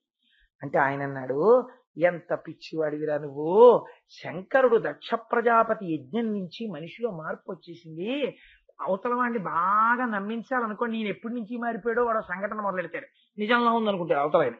అందుకని దక్ష ప్రజాపతి యజ్ఞం నుంచి మారిపోయి పిశాచాల్ని భూతగణాలని వెంట పట్టుకు తిరగడం, అబద్ధాలాడడం మొదలెట్టాడైనా. ఆయన మాట సత్యం కాదు. పైగా మహేశ్వరుడి దగ్గర ఒక గుణం ఉంది, ఆయన పవిత్రుడిగా ఉంటాడు కదా, నువ్వు స్నానం చేయకుండా ముట్టుకుంటే ఆయన తల ఇవ్వడు. ఆయన లొంగిపోయే మనిషే, కానీ నువ్వు స్నానం చేసి ముట్టుకుంటే లొంగిపోతాడు. స్నానం చేయడానికి ఇప్పుడు నీళ్ళు ఎక్కడ ఉన్నాయండి అంటావేమో, అంత గొడవ అక్కర్లేదు, అదిగో అక్కడెక్కడ కాసి నీళ్లు కనబడుతున్నాయి కదా. అందుకని కాళ్ళు కడిగేసుకుని చేతులు కడిగేసుకుని నోట్లో నీళ్లు పోసుకుని పుక్కిలించి ఉమ్మేసి ఆచమనం చేసి 3 మాటలు ఆచమనం చేసేసి మహేశ్వరుడు తల మీద చెయ్యెత్తాడు. ఆచమనం అంటే ఇవ్వాలంటే మనం ఆచమనం చేసేటటువంటి ఆచమనం 3 మాటలు అని తాగేస్తాం, అది కాదు. అప్పుడప్పుడు సుబ్రహ్మణ్య శర్మ గారిని వేదిక మీద సంధ్యావందనం చేస్తూ చేశారే, అది ఆచమనం అంటే. ఆచమనం చేసేటప్పుడు చేసుకుని పెదవులు తుడుచుకుని కళ్ళు తుడుచుకుని అదేంటి శిరస్సున పవిత్రోవాన్ చల్లుకుని అవన్నీ చేసుకుంటారు. అది చేసుకోవడంలో వాడేం చేశాడంటే, ఆ ఆచమనం చేస్తూ తలభాగము అంటే శిరస్సు ఇక్కడి నుంచి వచ్చేస్తుంది, వాడు ఇలా అంటే టక్కని దగ్గర పెట్టాడు, ఠప్ అని పెట్టి గొడవ వదిలిపోయింది అనుకున్నాడు శ్రీమన్నారాయణ. కాబట్టి ఇది చెప్పి ఆయన అన్నాడు, చూశావా కొంతమంది ఎలా ఉంటారో, వాడికి కోరిక తీరిస్తే వెంటనే వాడు మర్చిపోయింది ఎవరిని, అవతల వాడు ఈశ్వరుడని మర్చిపోయాడు. టెస్టింగ్ ల్యాబొరేటరీ కింద కనబడ్డాడు ఆయన. ఆయన వెంట పరిగెత్తాడు. ఏమైపోయాడు, నాశనం అయిపోయాడు. మనుష్యులు అంతేరా, ఈశ్వరుడు కావాలంటారు, కోరికలు కోరుతారు. కోరిక తీరిందనుకో ఈశ్వర నా కోరిక తీరిందని ఈశ్వరుడికి కృతజ్ఞత చెప్పరు, వెంటనే మర్చిపోయేది ఎవరంటే భగవంతుడినే. నా అంత వాణ్ణి నేను చేశానని ఇలా చూపిస్తాడు. నేనేనండి ఇవన్నీ చేశానంటే అని అహంకారంతో ఇలా చూపించి ఈశ్వరుణ్ణి మర్చిపోతారు. కానీ వాళ్ళు ఒకటి మర్చిపోతున్నారు, ఇలా అనుకోవడంలో వృకాసుర హస్తము ఎక్కడో లేదు. ఈశ్వరుడు కాదు నేనని ఇలా అన్నప్పుడల్లా వాడు పేలిపోతున్నాడు. కాబట్టి ఇలా అనకో వాడు అని ఇలా అనడం నేర్చుకుంటే నువ్వు ప్రహ్లాదుడు అయిపోతావు. ఇక్కడే వృకాసురుడిగా ఉంటావా ప్రహ్లాదుడిగా ఉంటావా అన్నది తేడా వచ్చేస్తుంది సుమా అని ఉద్ధవుడికి కృష్ణ భగవానుడు ఈ కథని భాగవతంలో చెప్పాడు. చెప్పి మనందరినీ ఉద్ధరించడానికి ఇంత వెర్రులు పెట్టుకోకండి, ఏదైనా ఒక ఈశ్వర స్వరూపమే అని నమ్మడం నేర్చుకుంటే మీరు వృద్ధిలోకి వస్తారని ఒక అద్భుతమైన ఆఖ్యానాన్ని ఈశ్వరుడు ఆవిష్కరించి ఉన్నాడు.